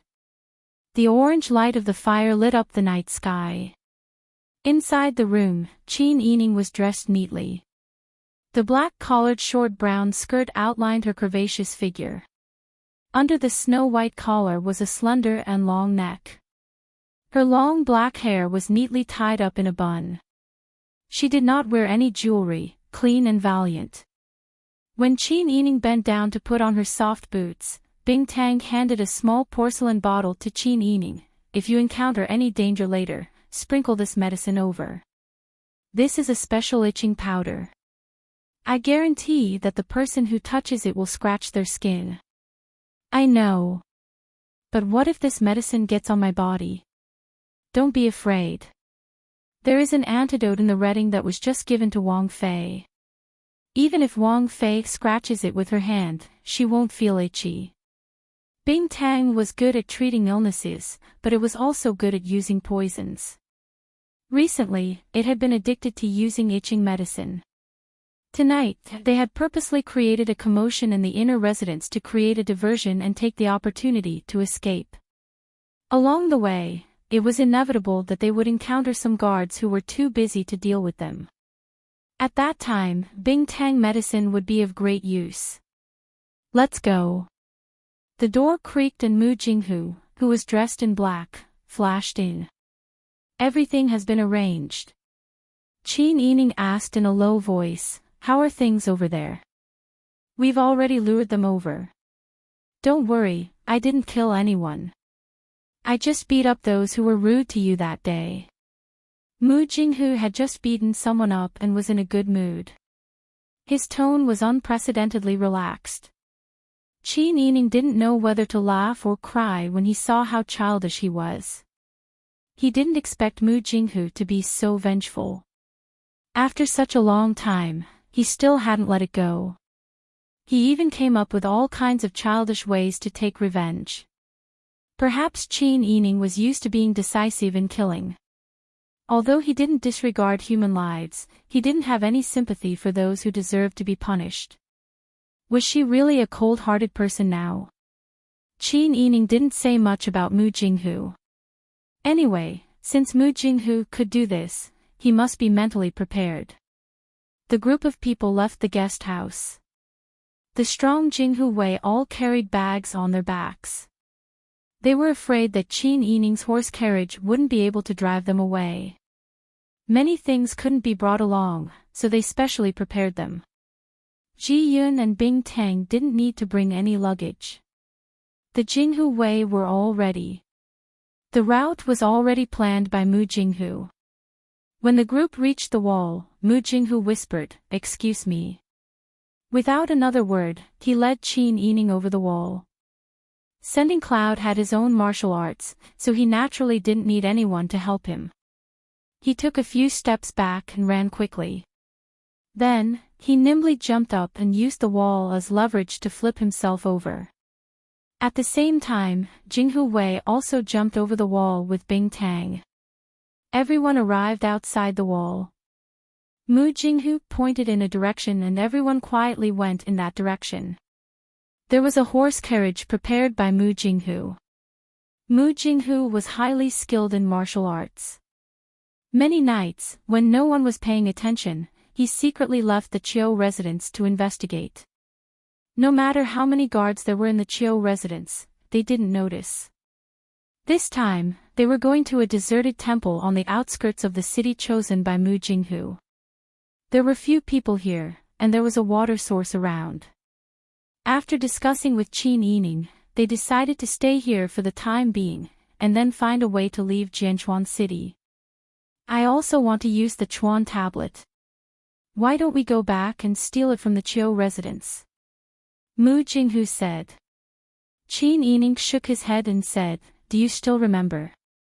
After we used the Chuan tablet, we were immediately discovered to have a close relationship with Chiu Feishan. The people in this city must have some other way to distinguish us. If we rashly steal the Chuan tablet, we might be discovered. When the time comes, we will be detained at the city gate and lose our freedom. If we want to use the Chuan tablet, we have to think about it carefully. Mu Jinghu sighed and said, things are getting more and more complicated. I didn't expect that it would be difficult to get out after entering Jianchuan. Yes. Who would have thought? Qin Yining frowned worriedly. After we came in, we were completely cut off from the outside world. I don't know anything about the outside world now, and I don't know what happened in the imperial court. Princess.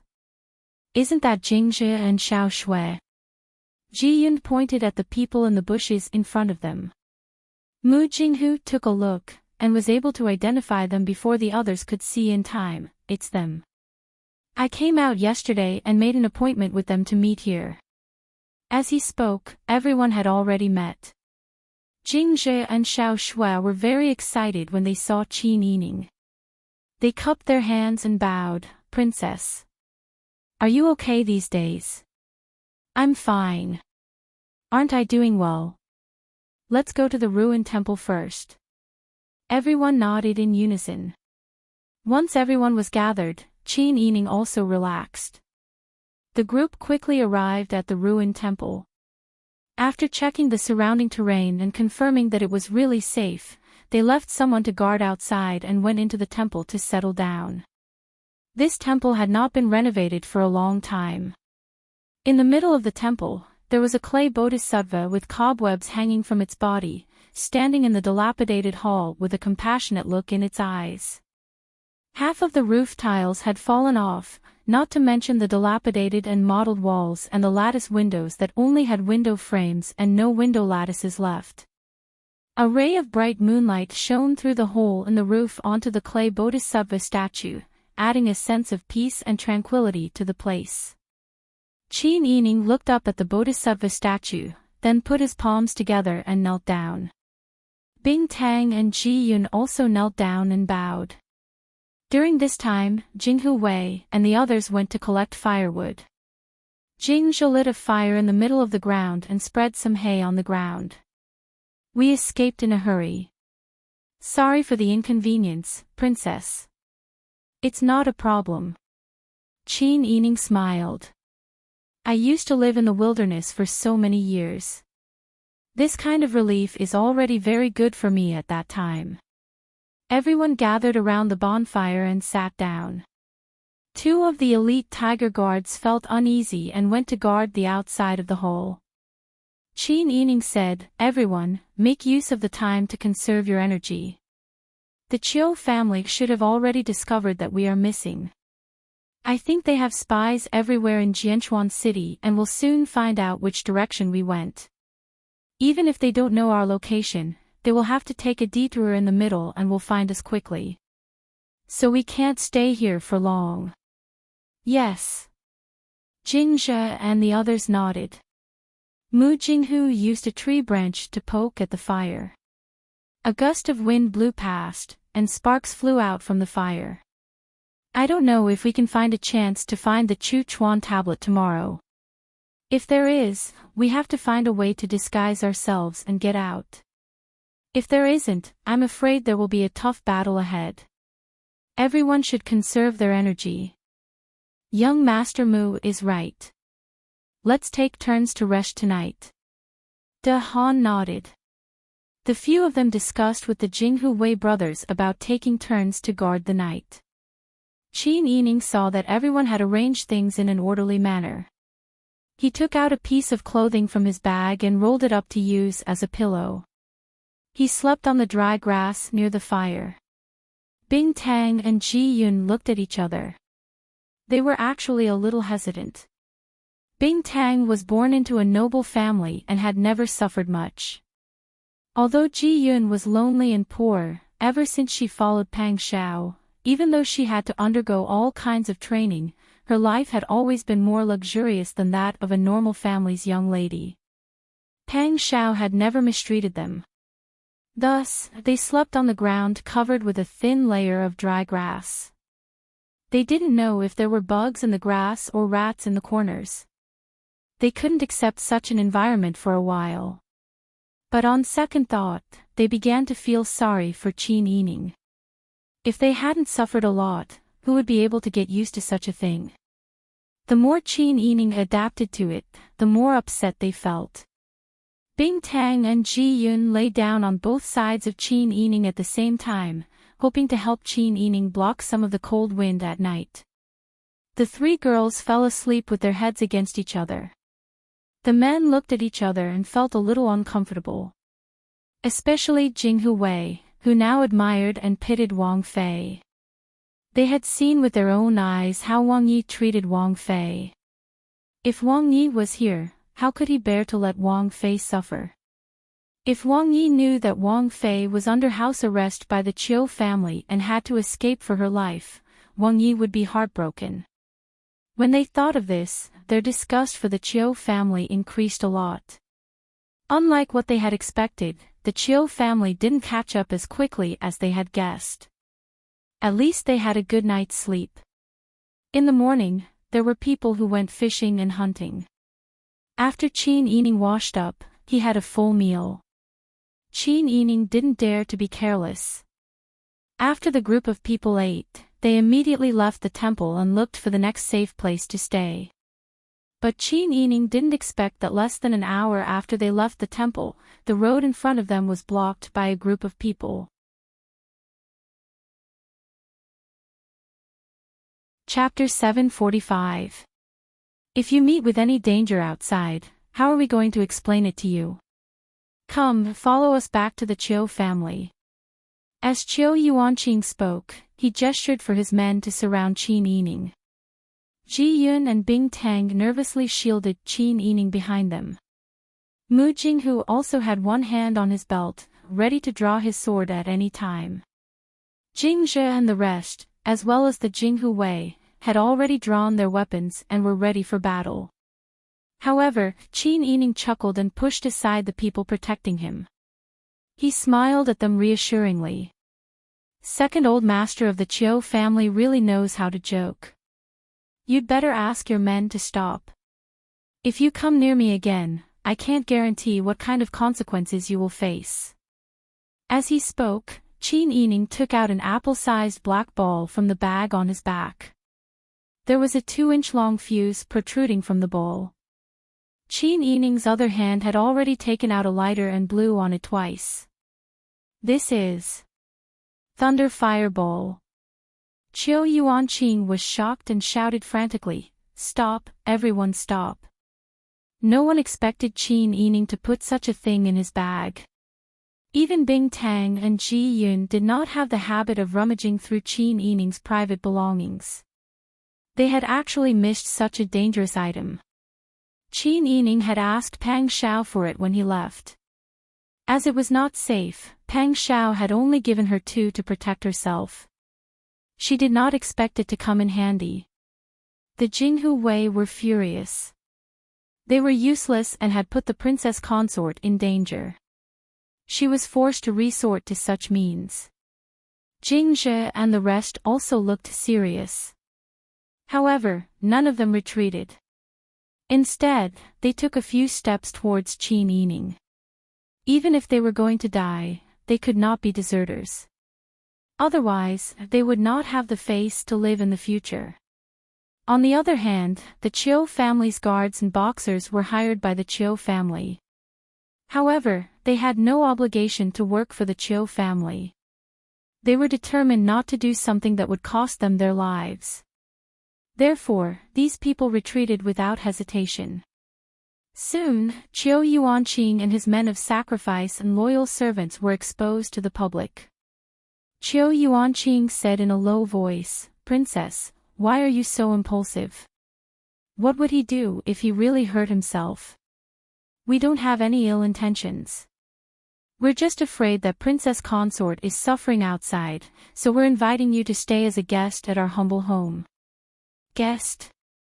Qin Yining said with a smile, "Since he's a guest, cutting off his connection with the outside world and locking him up in a courtyard, is this how your Qiu family treats its guests? Princess Consort, you misunderstand." At that time, arsonists were running rampant. The Yin and the Qiu family both suffered. We were also afraid that Princess Consort would be in danger, so we had no choice but to do this. Wang Fei is a sensible person. How could you not understand my painstaking efforts? Of course I understand. Qin Yining said with a smile, "Since the government has already brought the arsonists to justice, this king's consort should leave. It's not good for her to keep disturbing your home, right?" Qiu Yuanqing felt a burst of anger. Qin Yining had directly thrown his words at his face, making him unable to find the words to respond. He had a feeling that he was in love with his irksome eldest niece. Sure enough, smart women were very annoying. Could it be that Princess Consort has made up her mind to refuse a toast only to be forced to drink a forfeit? A toast, a forfeit. This king's consort seems to have been forced to drink a forfeit ever since she saw your Qiu family. Qiu Feizhen has bad intentions. Qiu Yuanming and his womenfolk came to harass me and even tried to murder me. Could it be that only your Qiu family is allowed to bully others and I'm not allowed to resist? Is there no law in Swordchuan City? If Princess Consort says so, there's nothing wrong with it. Qiu Yuanqing snorted, "You can ask around in Swordchuan City and see what the law is. See whose world is here." It seems that the Qiu family is thinking of rebelling. Qin Yining calmly stated a fact. Qiu Yuanqing's heart skipped a beat when he heard this. He coldly said, "Princess Consort, there's no need to label us. Even if you talk until your mouth is broken, who would know? You'd better put away that dangerous thing. Otherwise, once it explodes, your group won't even have bones left. Does Princess Consort not know what kind of place Swordchuan is? To tell you the truth, even if your group dies here today, no one will know. At that time, you can cover it up by saying that you're not acclimatized to the climate and died of a sudden illness. Princess Consort, a wise man submits to circumstances. I advise you not to be impulsive and cause your own death, as well as the people who follow you. Stop bullshitting." Jingzhe angrily said, "I swear to follow Princess Consort to death. If you have the ability, come up. This grandfather will kill you all. If anyone is greedy for life and afraid of death and blinks an eye, that person will be raised by a little girl. That's right, kill them all."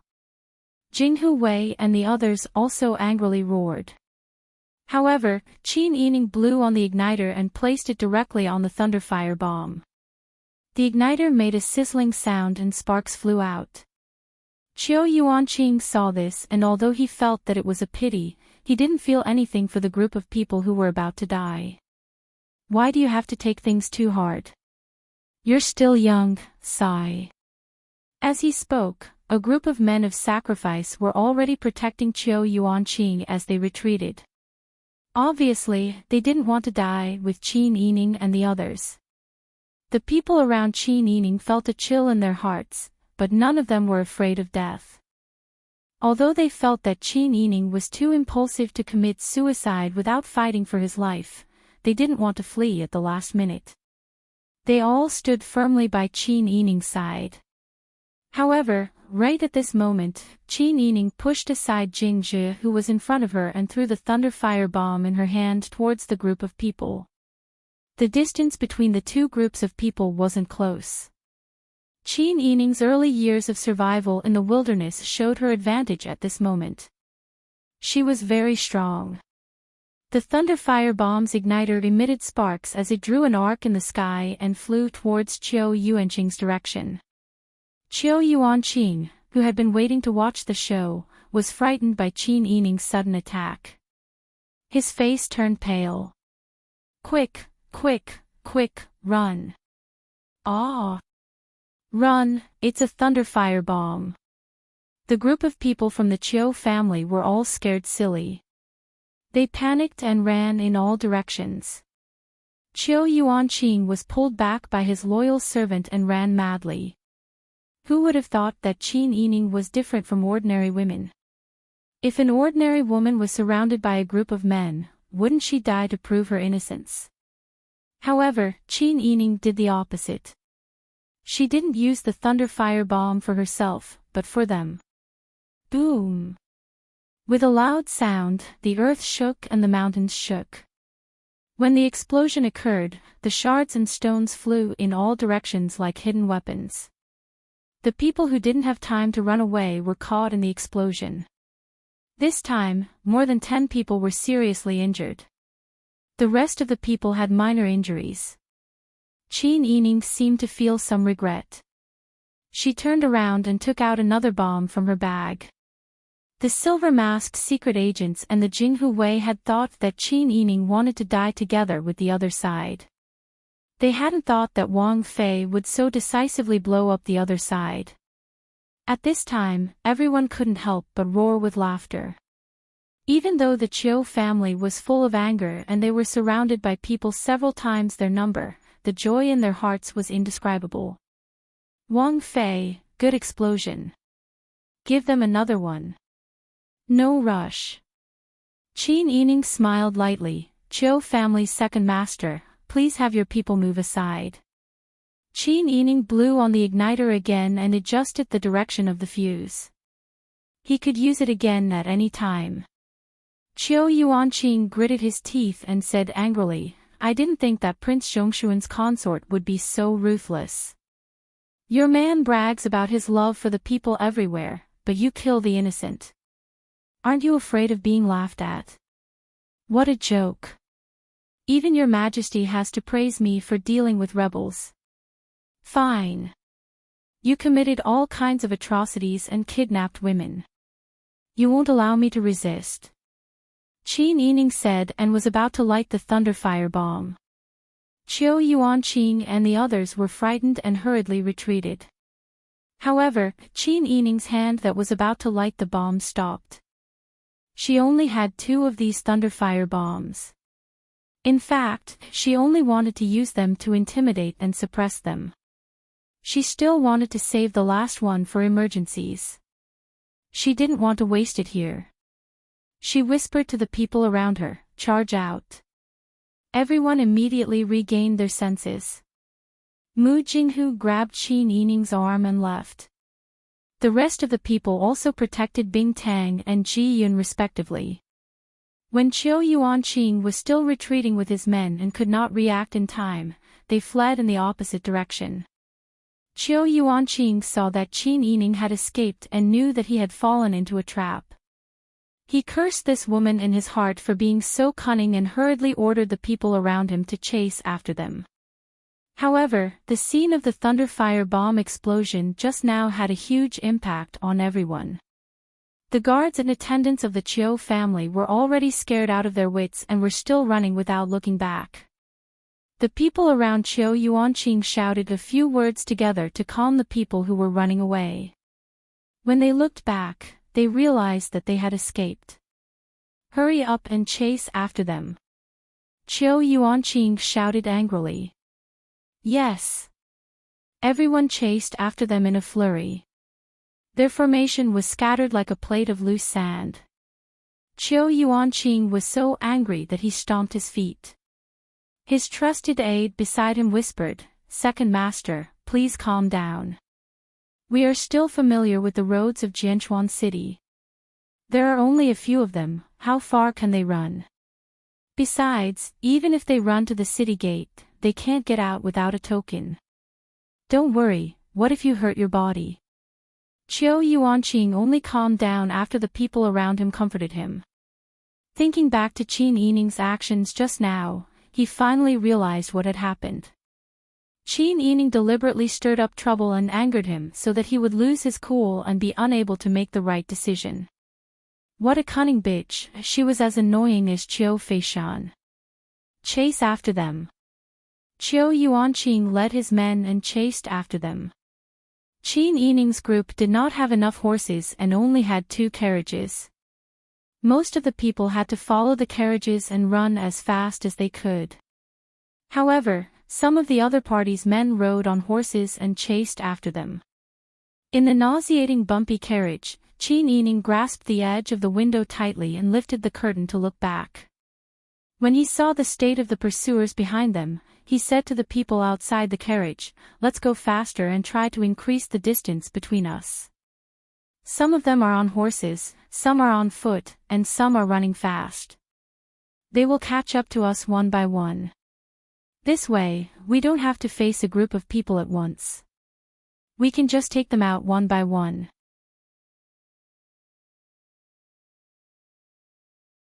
Chapter 746. Jinghu Wei was very surprised. At such a critical moment, Qin Yining was still able to think of such a method. This made them feel admiration and a feeling of as expected. How could a woman who could make Wang Yi so fond of her be an ordinary woman who could be easily bullied? Just as Qin Yining expected, the first to catch up were a dozen people on fast horses. The Jinghu Wei were all military men. The more tense the situation was, the more excited they were. They were not afraid at all and rushed forward aggressively. Those who were chasing on horses were Qiu Yuanqing's most capable martial artists and bodyguards. Naturally, they were not weak. The Jinghu Wei went forward to stop them. Qin Yining's bodyguards were only left with Jing Zhe and a few others. Since they were entering Jianchuan City together, they naturally could not be separated. Moreover, even if Qin Yining left first, he could not leave the city without the Chuan tablet. Therefore, Qin Yining ordered them to slow down and wait for the Jinghu Wei to return. However, those people's martial arts were much stronger than they expected. Qin Yining looked back from the carriage and saw that Qiu Yuanqing's men were about to arrive. "Princess, what should we do? Let's leave first." Ji Yun frowned and said, "If this continues, that group of people will soon surround us. Even if we leave first, we will not be able to escape. Everyone will be sacrificed for nothing." "It's fine, I want to see what else they want." Qin Yining's voice was not timid at all. Instead, he said heroically, "At most, we will give them another one." They all knew that she was talking about the Thunder Fireball. Because they did not know how many she had, they thought that she had a lot of them and felt a little more confident. The pursuers were getting closer. The first group of people who were chasing on horses had already been dealt with by the Jinghu Wei. When the Jinghu Wei returned to Qin Yining's side, they could clearly see Qiu Yuanqing's men rushing over. They were majestic and the weapons in their hands shone coldly under the sunlight. It was obvious that they did not intend to be kind. Qiu Yuanqing said in a clear voice, "Wang Fei, please stay and follow us back. Otherwise, I really can't guarantee the princess consort's safety. Even if I kill you today, no one will know who did it. There is nothing in this Sword Chuan city that my Qiu family cannot do." As Qin Yining spoke, he suddenly heard the sound of footsteps coming from the direction he had fled. Qin Yining looked back and saw a group of people with weapons in their hands. They were not familiar with the terrain, but the other party had a clear advantage in this regard. They had already set up an ambush on Qin Yining's escape route. Qin Yining's escape route was blocked from both sides. Qiu Yuanqing laughed proudly, why bother? In Sword Chuan City, you have to abide by the rules of Sword Chuan City. Could it be that the Qiu family doesn't treat you well, so you have to run away? This time, if they were captured, they might not be treated the same as before. Don't regret it. Qin Yining saw that the situation was not good, and he was already thinking of a countermeasure. It was not impossible to break through, but the people around her would definitely be injured. What's more, even if she broke out, she would not be able to leave the city without the Chuan tablet. There was no need to let the people around her die in vain. Although Qiu Yuanqing wanted to kill her, before she made the best use of everything, he would not really kill her. He would definitely keep her and continue to make use of her. At least she could keep her life. At this juncture, it was not the time to be a hero or stubborn. Only by keeping her life, she could leave Sword Chuan City and see Pang Xiao and her 2 children. Qin Yining thought of this and was about to speak. But at this time, the sound of hurried horse hooves came from behind them. Just by listening to the sound, one could tell that there were many people coming. Looking back, they saw a group of 100 people riding on horses. The people on the horses were all dressed in dark blue short clothes, holding sticks and swords in their hands. The leader of these people was a white horse, and a handsome young man in blue was sitting on the horse. The closer they got, the clearer it was that the leader was Qiu Feishan. Qin Yining narrowed his eyes. Although he was in a trap, he calmed down and wanted to see what kind of medicine Qiu Feishan was selling in the gourd. Stop! Qiu Feishan sat on the horse, looking valiant and formidable, and her voice was filled with a powerful momentum. In the blink of an eye, more than 100 knights appeared in front of them. They were like 2 scimitars inserted into the 2 sides of the team, protecting Qin Yining and confronting Qiu Yuanqing's people on both sides. Qiu Feishan jumped off the horse, threw the reins, and asked in a loud voice, "Second uncle, what is the meaning of this? Why are you neglecting the guests I invited?" Qiu Yuanqing did not expect that Qiu Feishan, who had not returned home for more than 2 years, would suddenly appear at this time. The most important thing was that he did not know when Qiu Feishan entered the city. He had his own spies in Sword Chuan Pass, so everything he wanted to know could not escape his eyes. Qiu Feishan's sudden appearance made Qiu Yuanqing's face tense, and his heart was also raised. Qiu Yuanqing sneered, "What a joke, when did I neglect your guests? Recently, there have been arsonists running rampant in Sword Chuan. In order to protect your guests, I invited them back to the house, arranged a clean guest house, and provided them with good food and drink. In the blink of an eye, they want to leave, and even put a big hat on our Qiu family. Tell me, how can I not interfere in this matter?" Qiu Feishan said lightly, "Second uncle, why are you twisting words and forcing logic? What exactly have you done? Do you think everyone is a fool?" Taking a step forward calmly, Qiu Feishan said in a clear voice, "The guests I invited back are for the long-term interests of our family, and they want to discuss a big cooperation with the Prince Zhongshuan. Second uncle, you don't care about the family, but instead ordered people to offend them. What is second uncle's intention? Don't tell me you want to make the Qiu family into an unrighteous place, and let everyone see the Qiu family as a joke. You... Feishan, I didn't expect you to be so sharp-tongued after not appearing for so many years, to put a hat on people. How can you say that I ordered people to offend the princess? If you didn't instigate, why would Qiu Feishan dare to take liberties with the princess? Since you knew that Qiu Feishan had made such a big mistake, why didn't you do anything about it? Why didn't you punish her as a warning to others? Not only did you cover up for her, but you also want to bite back and put the victim's family under house arrest. I was busy with business outside, and was indeed not at home for a long time. Grandfather didn't come out to preside over things, so is this how second uncle manages the Chiu family? If this goes on, what rules will the Chiu family have? Don't you dare slander me. Chiu Yuanqing gasped for breath. Chiu Feishan said, "It seems that if the evidence is not in front of you, second uncle will not admit his mistake." Chiu Feishan said and waved behind her. The two men sitting on the horse immediately threw the two sacks on the ground.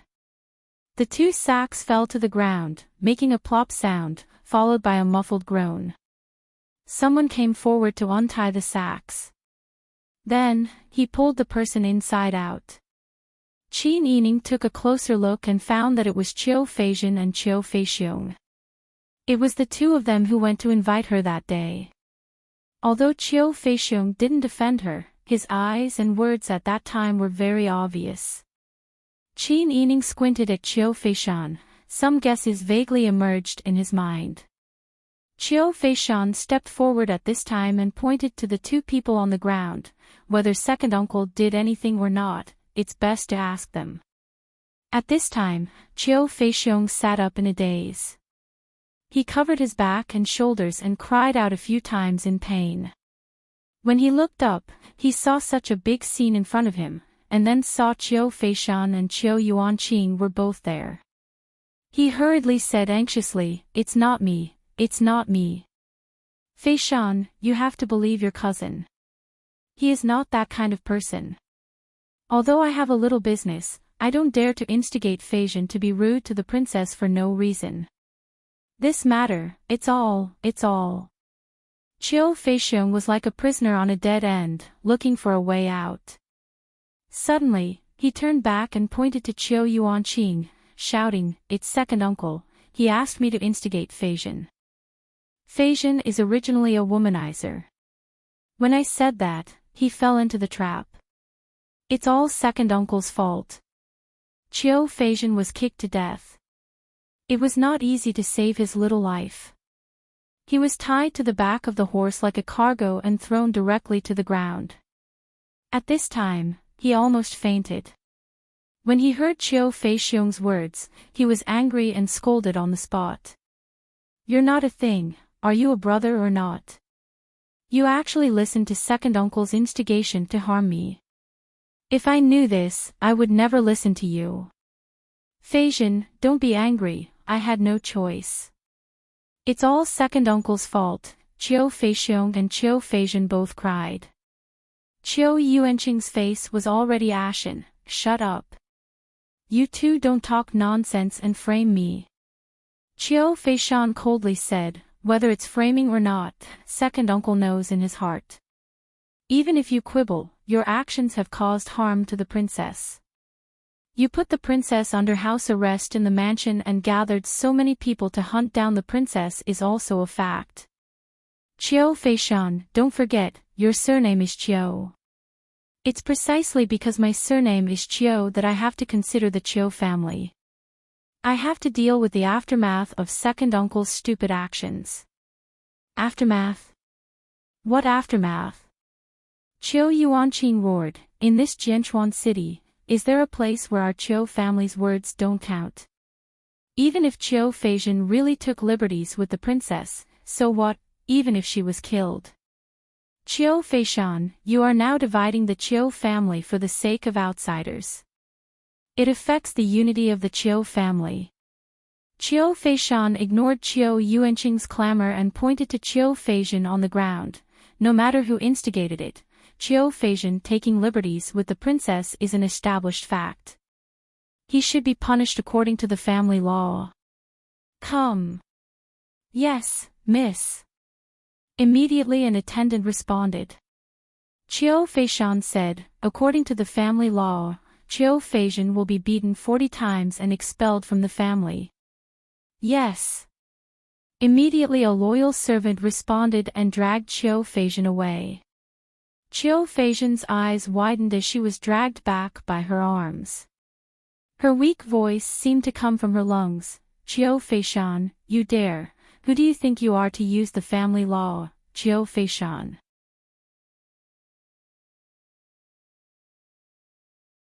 Chapter 747. Seeing this, Qin Yining finally understood what was going on. Was Qiu Feishan planning to kill two birds with one stone, or kill many birds with one stone? Deceiving her to this point to talk about a big cooperation, she somewhat believed this sentence. Otherwise, the four-way signal would not have used all means to send money to the army in the old capital. But what about the rest? Qin Yining had seen many people who were good at scheming, but Qiu Feishan was the only woman who was as unpredictable as her. Even she was forced to be led by the nose several times. Was this scene of punishing Qiu Feishan deliberately played by Qiu Feishan for her to see? She wanted to let her know that in order to express her sincerity, Qiu Feishan, who had not returned to Jianchuan for a long time for various reasons, had come back, and was fighting with her second uncle who was in power, and so fiercely. Qin Yining was expressionless, making up his mind not to show his thoughts. At this time, not far away, there was the sound of beating boards and Qiu Feishan's wails. Qiu Yuanqing angrily said, Qiu Feishan, do you really not care about your cousin's life? Qiu Feishan said, second uncle, don't push the problem to me.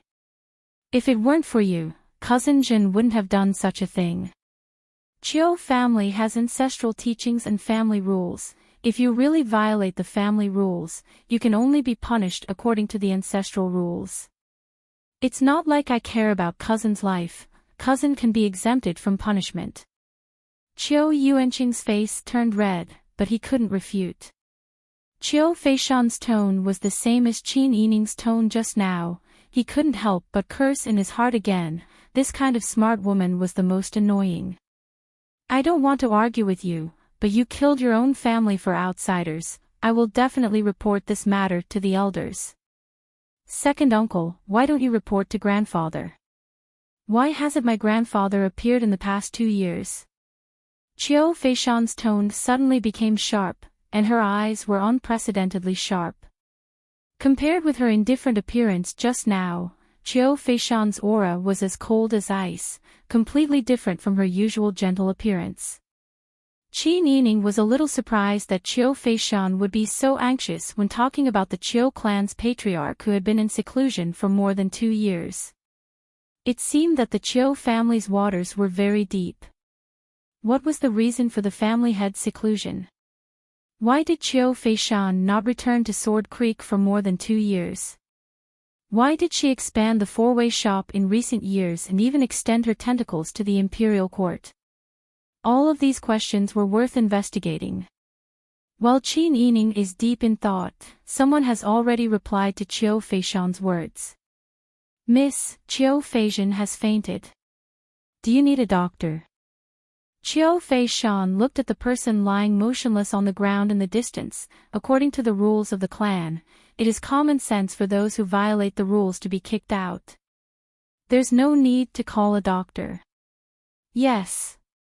The attendant very obediently returned to stand behind Qiu Feishan. Qiu Feishan was lying on the ground and no one cared about her. Qiu Yuanqing was just about to order someone to save Qiu Feishan and send her to a doctor, but on second thought, he was worried that Qiu Feishan would insist that he was the one who instigated Qiu Feishan. Seeing Qiu Feishan end up like this, he felt guilty and decided to help a sinner of the clan. After all, the Qiu family has used the family law many times before, and he has never been soft-hearted. Thinking of this, Qiu Yuanqing dispelled the idea. Qiu Feishan unfolded the sandalwood fan in her hand and waved it, her clear eyes full of contempt. Then she took a step forward with her hands behind her back. Although her voice was not loud, it was enough for Qiu Yuanqing to hear clearly. Second uncle is also clear about the rules between the prominent family and the hidden family.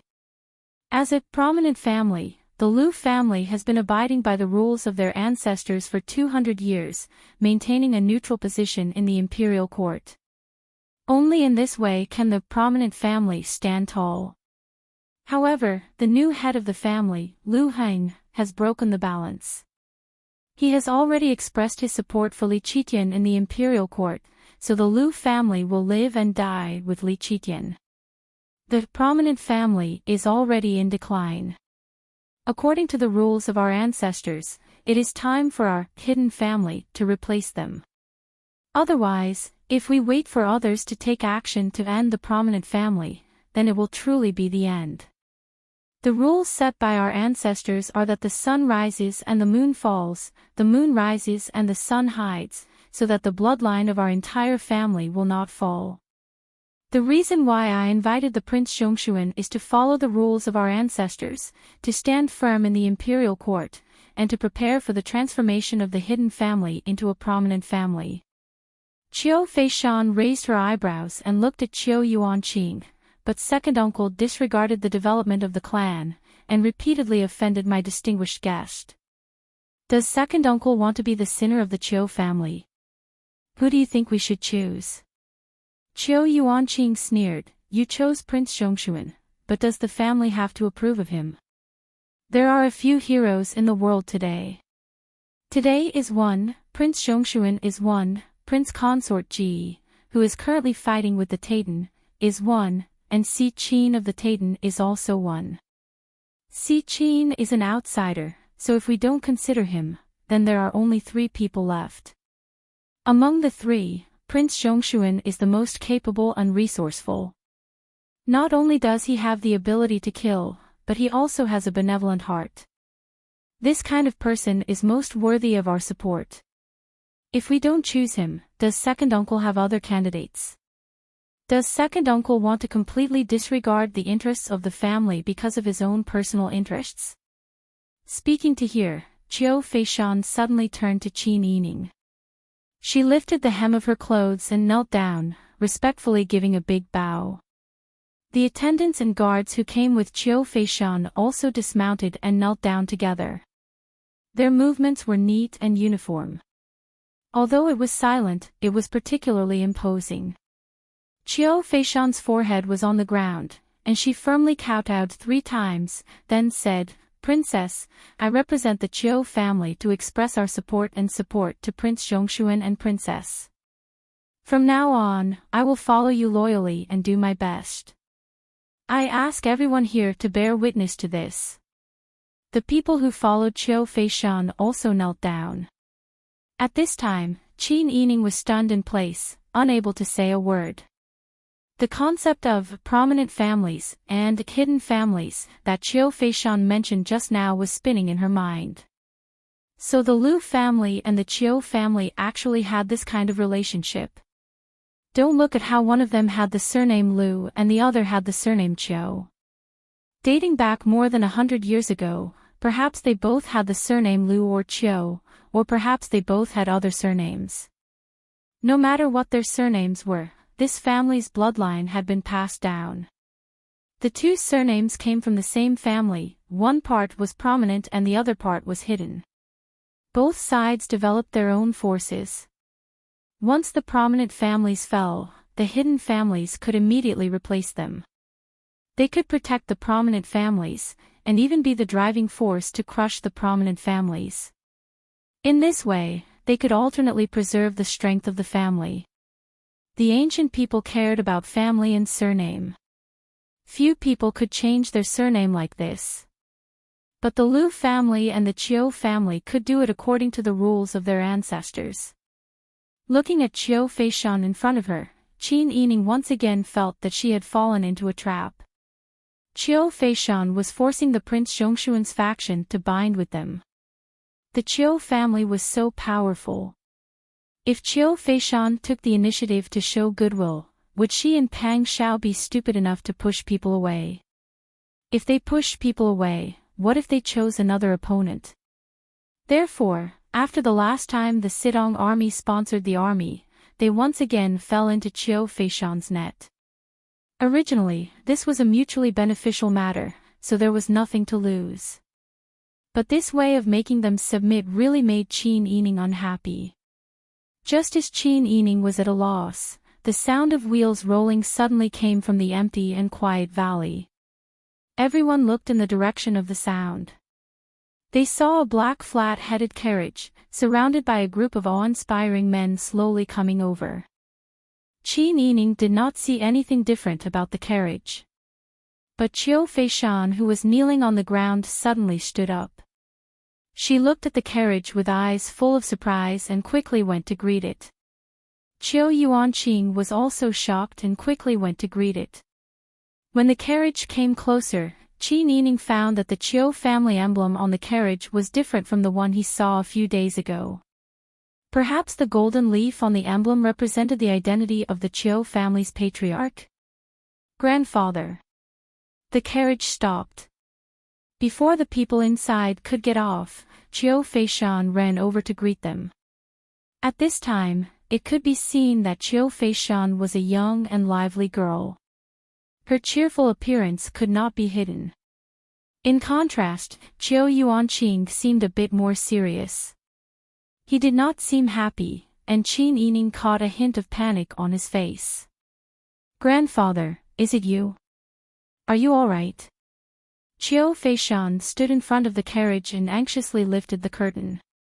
But before her slender and fair hand could touch the curtain, the dark blue curtain had already been lifted by an old hand. A white-haired old man in a brown robe with a round collar and large sleeves was sitting inside, looking at Qiu Feishan disapprovingly. Qiu Feishan did not notice the old man's displeasure and called out in surprise, "Grandfather." Qiu Yuanqing also smiled at this time, "Father, you came out." Qiu Guang gave Qiu Yuanqing a meaningful look. That look was too sharp, and before he said anything, Qiu Yuanqing immediately lowered his head in fear. Qiu Feishan saw Qiu Yuanqing like this and her smile became even brighter. "Grandfather, why are you here? Your granddaughter helped you get off the carriage. How have you been these 2 years?" Qiu Feishan had lost contact with Qiu Guang for 2 whole years. She lost her parents when she was young and was raised by her grandfather, so the relationship between her and Qiu Guang was naturally deep.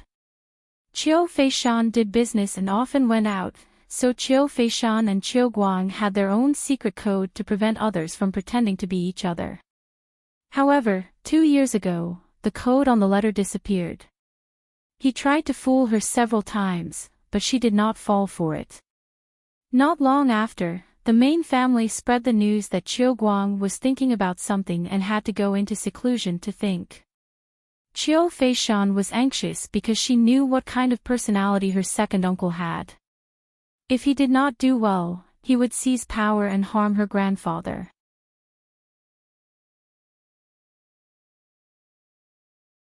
Chapter 748. Qiu Feishan had always guessed that something had happened to her grandfather, and after failing to contact him several times, she was even more certain of this idea. Her father was the eldest son of the first wife, and his death was very strange. Coupled with the huge roots of the Qiu family in Jianchuan and even the entire Shu lands, she would not believe that no one coveted the position of the head of the family. As time passed, she had not received any news from her grandfather, so she began to do her best to develop the four-way pass, and finally achieve today's situation, and also seize the opportunity when the Liu family changed. She just did not expect that her grandfather was still alive. This good news made Qiu Feishan so happy that she forgot to be calm, and only cared about asking Qiu Guang about the situation. "Grandfather, how have you been these 2 years? Are you really in seclusion? Or is there someone who is against you? I haven't received any news from you in these 2 years, nor have I seen you. I'm really worried to death." Qin Yining could see that Qiu Feishan was sincere to her grandfather, but Qiu Guang did not seem to like being close to Qiu Feishan, and was very cold. Qiu Feishan pulled him to talk, but Qiu Guang was expressionless, and walked in front of a group of people with his hands behind his back, completely ignoring Qiu Feishan's words. When Qin Yining saw Qiu Guang frowning and looking coldly at Qiu Feishan, she felt an inexplicable sense of panic in her heart. This kind of sincerity in exchange for the cold treatment of a loved one, she had experienced it before, so she could particularly empathize with it. Seeing Qiu Guang leading Qiu Yuanqing, Qiu Feishan, and a group of people behind him, Qin Yining could not help but be vigilant in her heart. Not only her, Jinghu Wei and the others also felt Qiu Guang's hostility, and tightened their grip on their weapons. Mu Jinghu and Ji Yun put their hands on the soft swords at their waists, one on the left and one on the right, next to Qin Yining. Qiu Guang walked closer, and stood 3 feet away from Qin Yining, and cupped his hands. Prince Zhongshuan's consort. This humble one has long heard of your name. The coldness and disdain in his words were very obvious, causing Qiu Yuanqing and Qiu Feishan to be stunned. Qiu Yuanqing breathed a sigh of relief. He thought that the old thing would bear a grudge against him for putting him under house arrest, and would punish him after escaping. He did not expect the old thing to refute the opinion of his beloved granddaughter. Qiu Guang's useful him, and more importantly, this time, the old thing and this time, the old thing and him being on the same person, because of his usefulness, and he would be on his hims, and he would be on his bees as him to be, useful's him to useful, ants him to be of him being of him, useful s's him useful, ants to support him, useful's him to let him him. Qiu Yuanqing's mind was racing, but it only took a blink of an eye. Seeing Qiu Guang's irreverent attitude, Qin Yining chuckled and raised her eyebrows, asking, "Are you Mr. Qiu, the head of the Qiu family?" "That's me." Qiu Guang's face hung a bit of a businessman's polite smile, and said, "Princess, please forgive me, my granddaughter is young, and this little girl has no knowledge and doesn't know the rules. What she said just now was just a child's play, please don't take it seriously." In one sentence, he negated the series of decisions made by Qiu Feishan, and crushed the overwhelming advantage that Qiu Feishan had obtained with great difficulty under his feet. Qiu Feishan's beautiful eyes widened in shock, crystal-clear tears in her eyes, and her red lips opened and closed for a long time before she said, "Grandfather, Feishan, do you know what your identity is?" Qiu Guang's voice had the hoarseness of an old man, and his tone was serious. "Grandfather, what do you mean by this? This is the family's secret, how can you casually tell outsiders?" "Grandfather, there are no outsiders here. Prince Zhongshuan is the best candidate for our family's support, and Prince Zhongshuan's consort knows the reason for this." "Presumptuous, where the family's future will go, does a little girl like you have to tell us what to do? I, the family's head, am still here. You want the family's children to listen to a woman like you?" Qiu Yuanqing fiercely flicked his sleeves, and the wide sleeves made a sound, but it was like a slap to Qiu Feishan's face. Qiu Feishan staggered 2 steps, and her originally tall and straight figure seemed to have been pulled out of her bones. She lost her strength and fell to the ground, 2 lines of clear tears rolling down her beautiful face. Qiu Guang angrily said, "You've been wild enough, you should take care of your heart. I've indulged you too much, that's why you have such a big problem. Come. Yes. Take the eldest miss away." Turning to Qiu Feishan, he said, "I will find a good family for you as soon as possible. In the future, you will take care of your husband and children and study needlework well. Do your part well." Qiu Feishan's face was pale, and her arms were tied behind her back, but she didn't know how to struggle. She was heartbroken and crying, and was pushed in the direction of the carriage. Qiu Feishan's personal maidservant, Being, covered her mouth and cried. She felt wronged for her mistress, but didn't dare to say it out loud. She only chased after the big man who was holding Qiu Feishan. "Be respectful, don't be rude to the eldest miss." Looking at Qiu Feishan staggering back, Qin Yining's eyebrows tightly knit together. Qiu Guang's meaning was too clear. The original sin of all this was not because Qiu Feishan didn't do well, nor was it because Qiu Feishan made the wrong choice, but because Qiu Feishan was a woman. Because this woman stole the limelight of the men in the family. No matter how much Qiu Guang thought highly of Qiu Feishan's ability, it was impossible for him to let her take charge of the Qiu family. In other words, no matter how hard Qiu Feishan worked, no matter how well she did, in the end, she couldn't escape the fate of being blindfolded by marriage. This was the world's greatest malice to a woman. No matter how well she did, in the end, she would be suppressed and despised by the man. Even if she did well, it would hurt the man's self-esteem, and make the man angry out of shame, and give the woman a bad name for not respecting women. Qin Yining pursed her lips. Regardless of Qiu Feishan's previous scheme against her and Pang Xiao, she had to be convinced by Qiu Feishan's wisdom. In terms of ability, she also admired Qiu Feishan. If they didn't stand on the opposite side, and could talk about cooperation, Qin Yining even thought that she and Qiu Feishan could be friends, because they were the same kind of women. But she was much luckier than Qiu Feishan.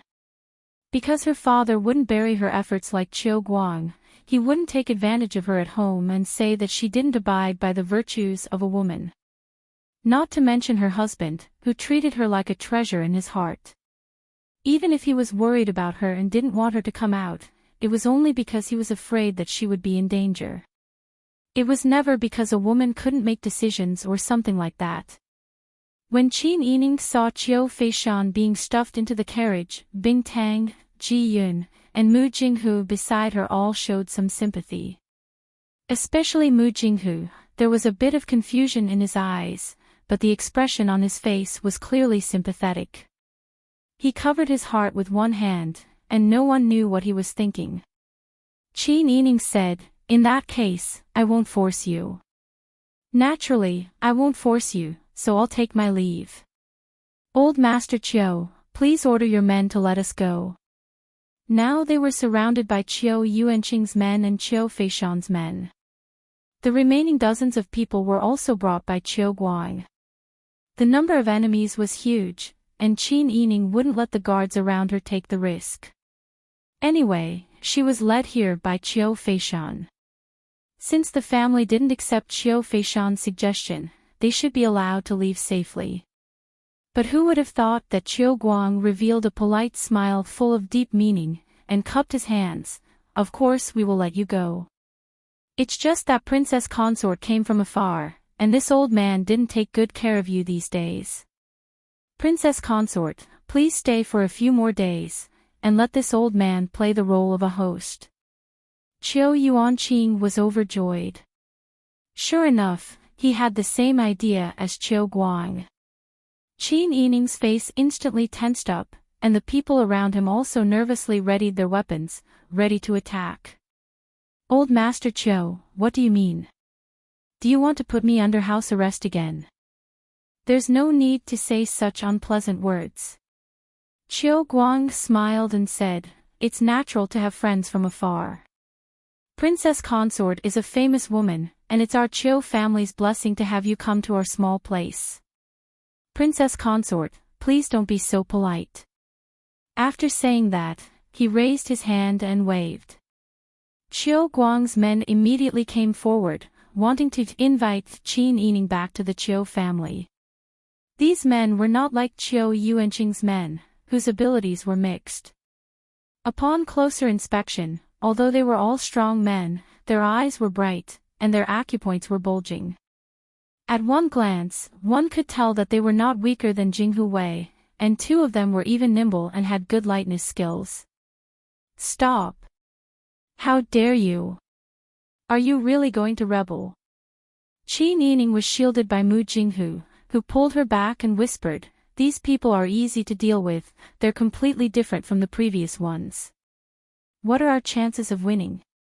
If I escape with you alone, we have a 90% chance of winning. But there are so many of us." Qin Yining was so shocked that his face turned pale. Mu Jinghu said, "I can't protect everyone, and I only promised Wu Fox to protect you. No, if I escape, these people will be dead." As they spoke, they had already retreated a few feet and were about to board the carriage. Qiu Yuanqing was shocked and pointed in Qin Yining's direction, "Don't let her get on the carriage." At his command, Qiu Yuanqing's men rushed forward like a tidal wave. Although they were a group of people with average martial arts skills, they could not control so many people. Jinghu Wei, Jingxie, and the rest fell into the most difficult and desperate situation. With their backs facing Qin Yining, they protected her in a circle. Each of them had to face more than 3 enemies. They could not retreat or fall, and could only fight with all their might. At this time, they could not care less about not killing. In a life and death situation, it was either you die or I die. How could they not fight with all their might? But the problem was that the other party had too many people, and they were constantly using attrition tactics to exhaust their strength. Other than Mu Jinghu, who was protecting Qin Yining, Ji Yun had already drawn her soft sword to fight, and Bing Tang had almost used up the itchy powder and anesthetic powder.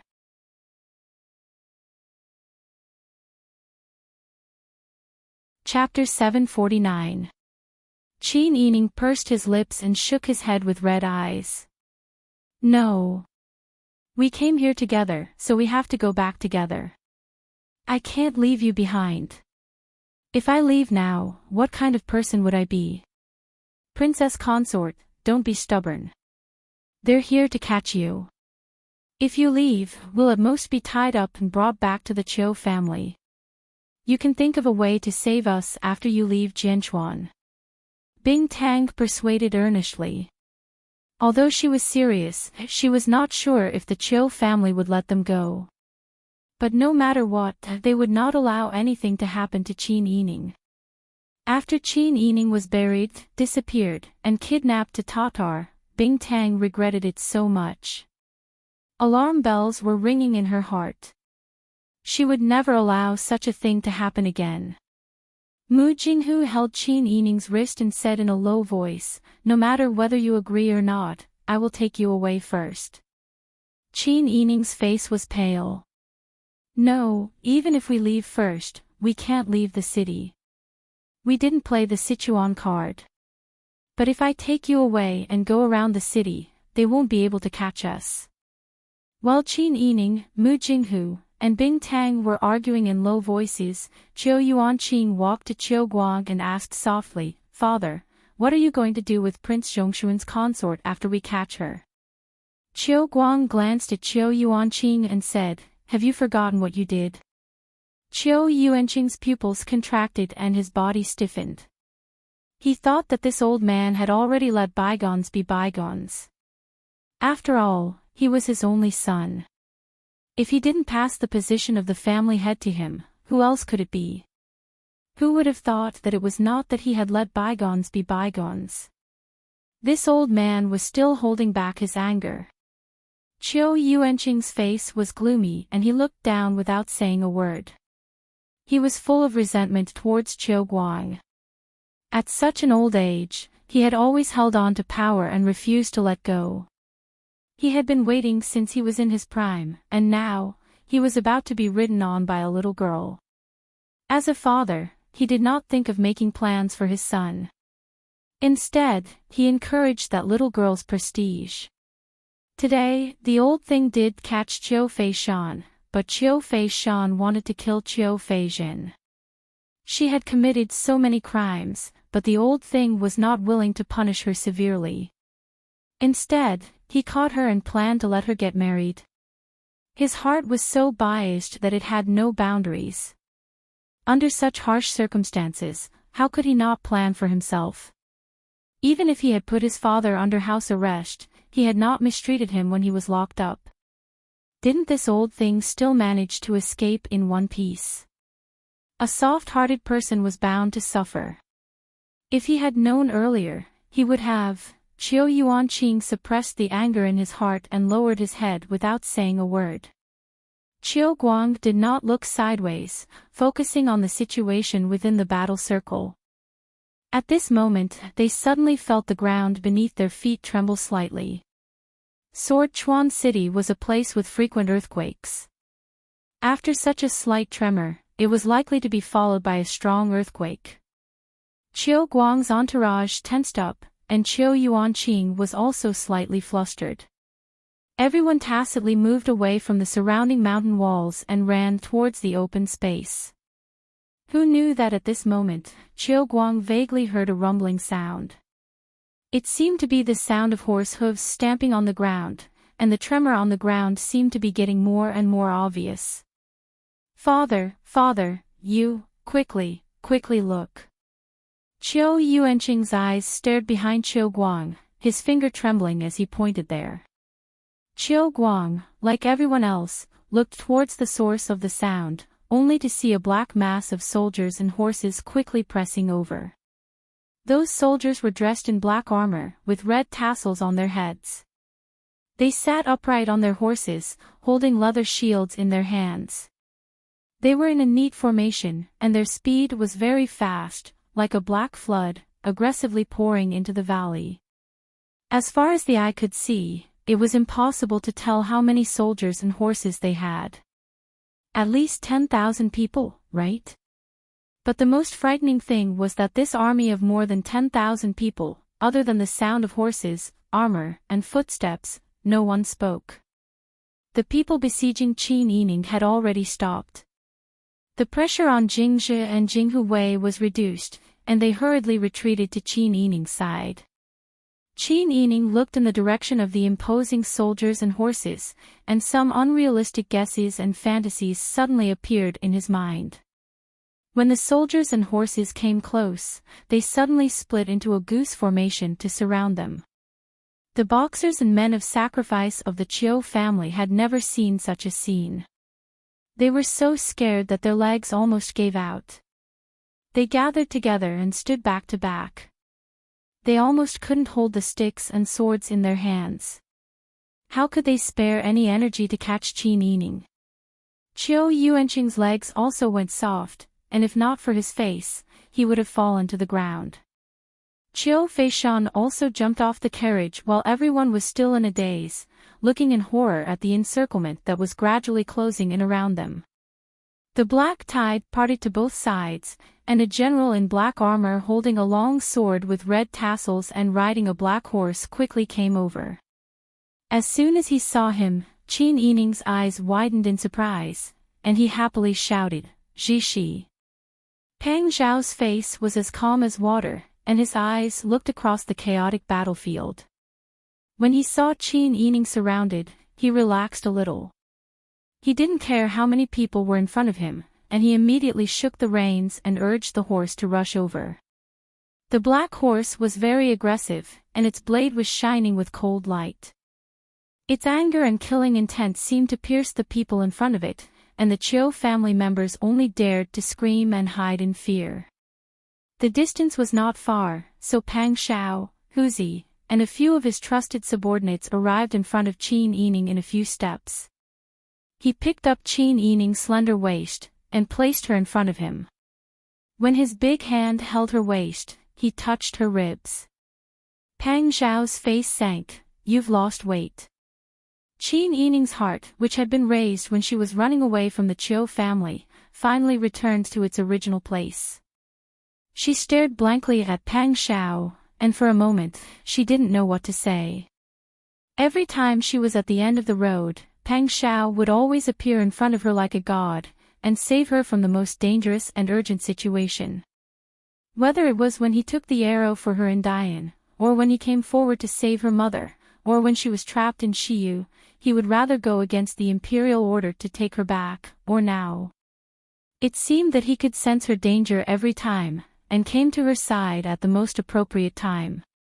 At this time, the emotion and excitement could not be understood by people who had never experienced it. There was the joy of surviving a disaster, but more than that, there was a love for this person that was about to overflow. She. Her voice trembled, and her voice was hoarse. She put her arms around his neck, and obediently leaned her face on his shoulder. Hearing that she was almost crying, Pang Zhao's heart ached even more. His ape arm hugged her tightly, and his big hand pressed her into his arms. "I shouldn't have let you out. I'm fine." Everything was a false alarm. That was also a false alarm. I won't let go of anyone who dares to hurt you. Pang Shao waved the long knife with one arm, and with a whoosh sound, the tip of the knife pointed at Qiu Yuanqing, Qiu Guang and the others. What do you mean by kidnapping this king's princess? Qiu Yuanqing widened his eyes in horror.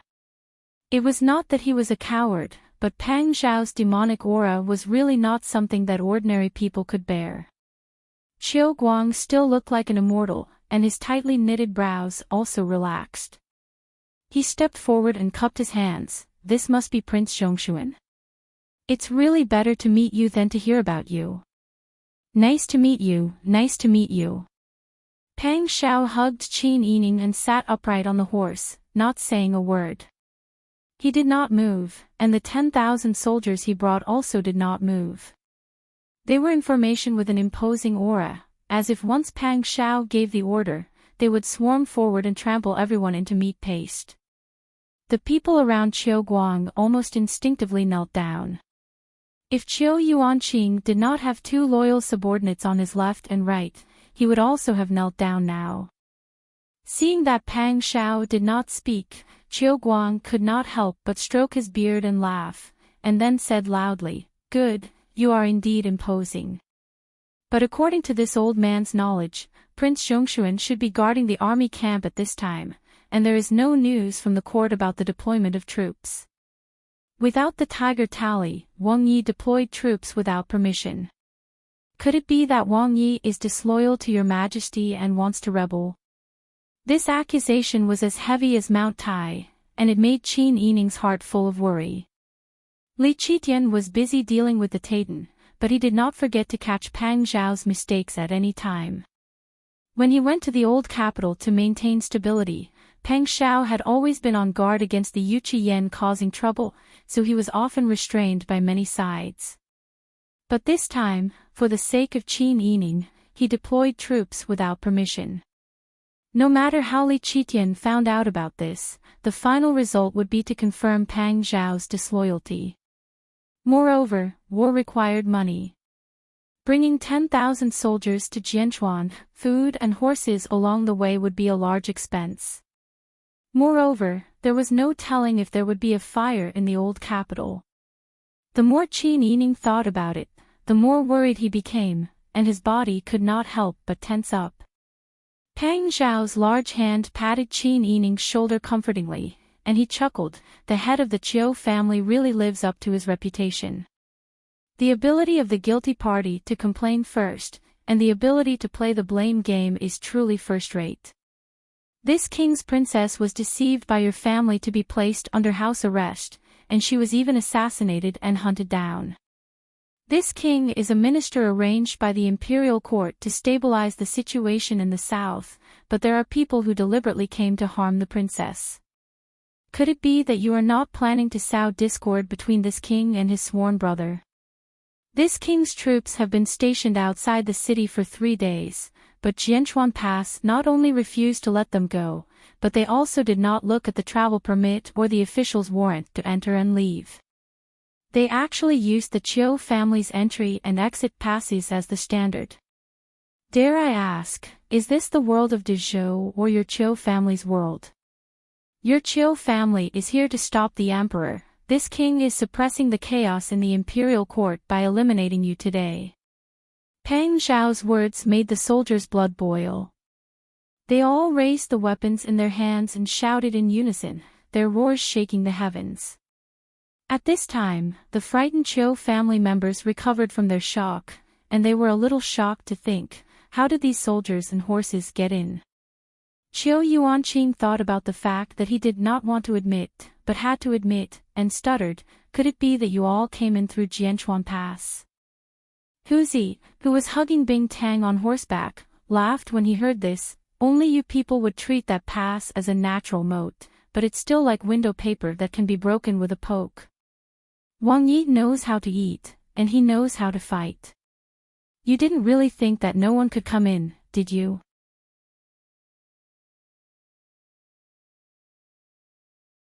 Chapter 750. That's why today, we brothers will catch them like a turtle in a jar. Another elite tiger guard laughed in agreement. The soldiers were different from Jinghu Wei. They were still standing solemnly with awe-inspiring momentum. Jinghu Wei was Pang Zhao's private soldier, but the army was under the control of Pang Zhao. Because of Pang Zhao's strict management of the army, it was common sense that soldiers would not disarm until the general gave the order. Even if they thought the same as Jinghu Wei, they still did not move until they heard Pang Zhao's order. Therefore, when Qiu Guang and Qiu Yuanqing were ridiculed and wanted to scold back, they were stopped by the soldiers who were like stone and clay statues. Qiu Yuanqing's legs were so weak that he almost knelt down. If he did not want to lose face, he would have fainted. Qiu Guang was very calm. Prince Zhongshuan is not afraid after making such a big move. It seems that he really wants to rebel. Pang Zhao sneered and glanced at the direction they came from. The people who were surrounded by the cavalry stood on the ground and could not see what was outside the encirclement. But he was sitting on the horse and could see the thousands of soldiers gathered in the direction they came from. Magistrate Wu came with the soldiers. But he did not dare to go forward. Right now, the gates of Jianchuan Pass were guarded by the army, and there were 10,000 elite soldiers stationed outside the city gates.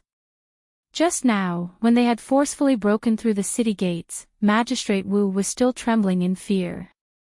Although Magistrate Wu had a duty, he cherished his life even more.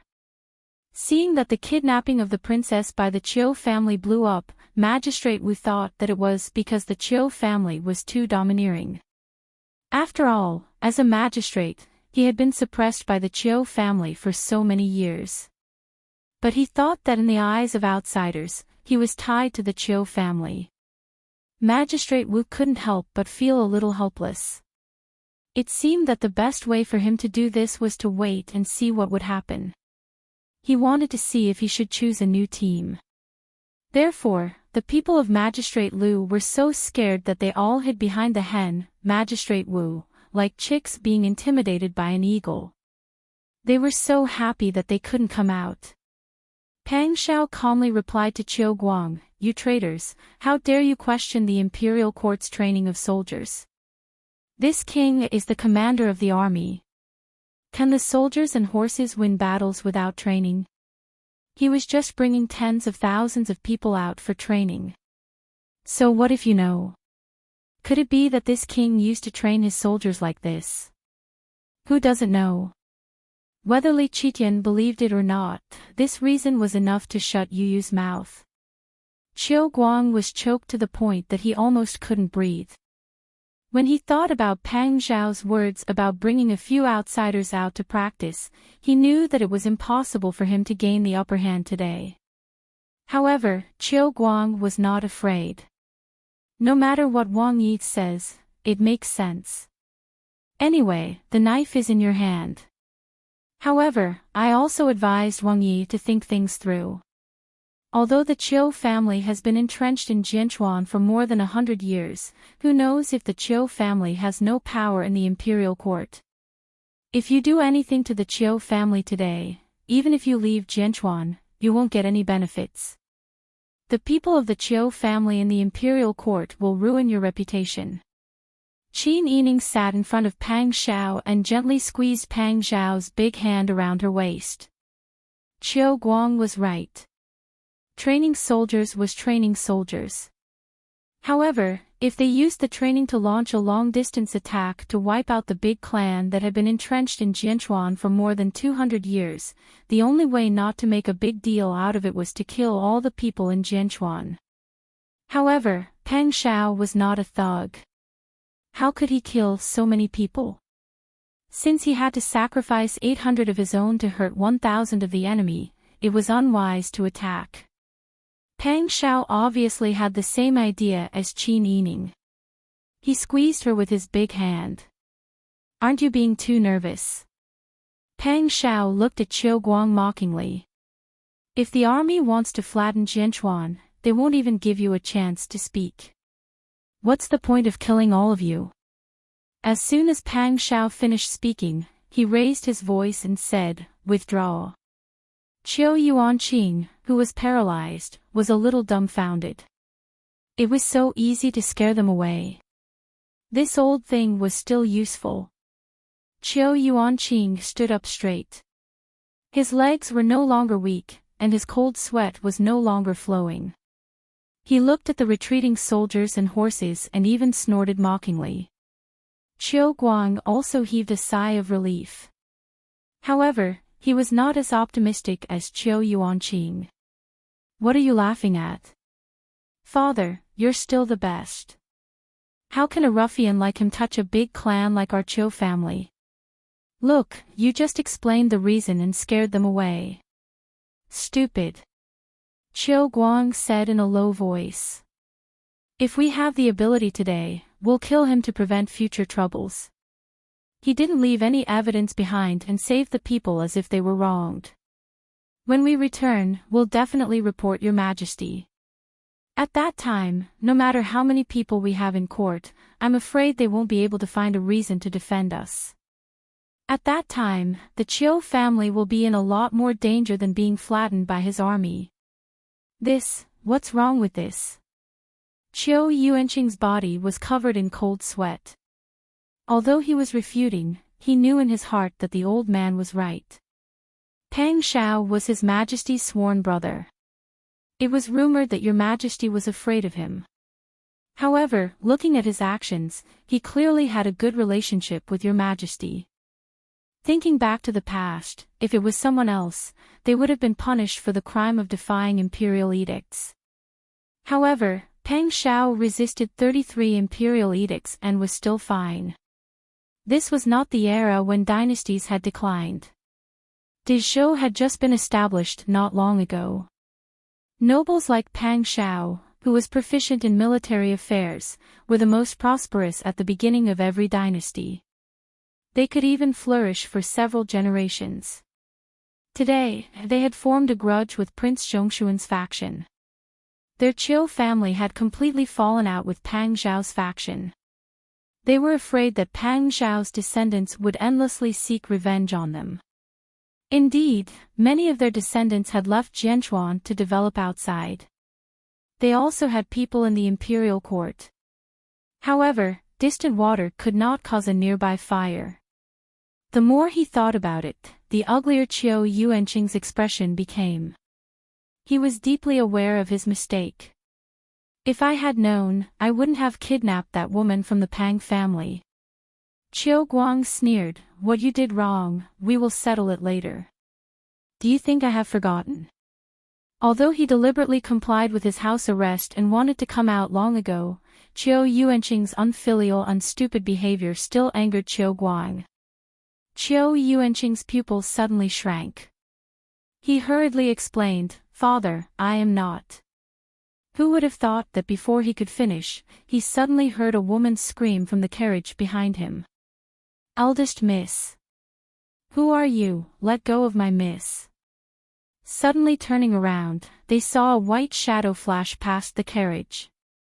Qiu Feishan's personal maid fell to the ground, crying and shouting in a direction. Qiu Feishan was kidnapped. Furthermore, it was under the noses of so many of them. Moreover, when they turned around, Madame Gong had disappeared. What kind of martial arts was this? It must be Prince Zhongshuan's people. Or it must be the princess's people. Previously, they broke into the house and burned the 6th branch's house. They also shaved Xiao Yuanming's head. Our family's security is very tight, they must be the ones who brought them in so easily. Qiu Yuanqing roared. Qiu Guang pursed his lips, looking anxious, and said in a deep voice, quickly chase. They kidnapped Feishan, they must be angry with her. Qiu Guang quickly ordered the people behind him to chase. Qiu Yuanqing was very unhappy when he heard this. He secretly thought that the old man was still biased towards Qiu Feishan. It would be good if Qiu Feishan could die outside. But in the end, the head of the Qiu family had appeared, and the people of the Qiu family listened to his orders. The martial artists and guards under him did not hesitate to chase after the army. The old man also hurriedly got on the carriage. Not long after, they caught up with the army. They were still thinking about how to go around the front of the army to talk to Pang Xiao, but they did not expect that Pang Xiao and Qin Yining were walking at the back of the retreating army.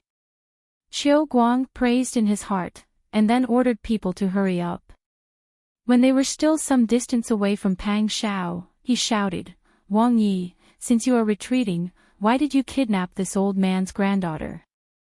The army did not turn back, and continued to retreat in an orderly manner without being disturbed. Pang Xiao slowed down, and turned his horse around with Qin Yining, saying, "Kidnap your granddaughter. Which eye of yours saw this king do that? It was your people who kidnapped Fei Shan. Master Qiu, this king advises you to be honest. Don't think that this king does not dare to destroy the Qiu family. You are really bold to frame this king."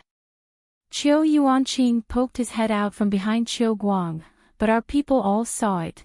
It was a person in white who kidnapped her, white clothes. "I don't know." Pang Xiao coldly glanced at them, then shook his reins and urged his horse to catch up with the army. The father and son of the Qiu family stood in place with the guards, unable to advance or retreat. "Father, is it really not their people?" "It must be, but they can't do anything if they don't admit it." Qiu Guang's eyes were filled with deep worry, although he was not satisfied with what Qiu Feishan did this time. Yes, but that was the girl he brought up. Qiu Guang really did not want to give the position of the head of the family to a woman, no matter how strong she was. But he never thought of letting Qiu Feishan die. If he brought her back, Qiu Feishan would at most be forced to marry or become a monk. At least she would not die. But this time, it was snatched away by the angry Pang Xiao.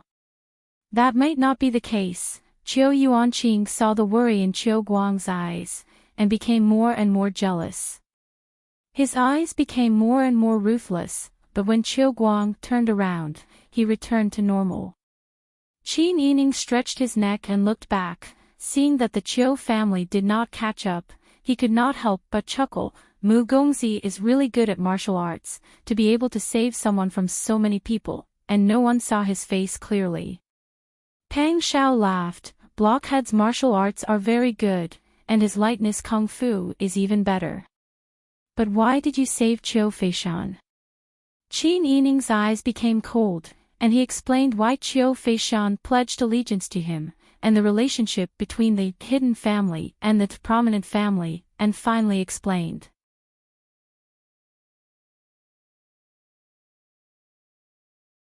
Chapter 751. Pang Xiao smiled with interest. How do you know that the Qiu family will let her become a nun? How do you know that her grandfather won't force her to marry? Marry in.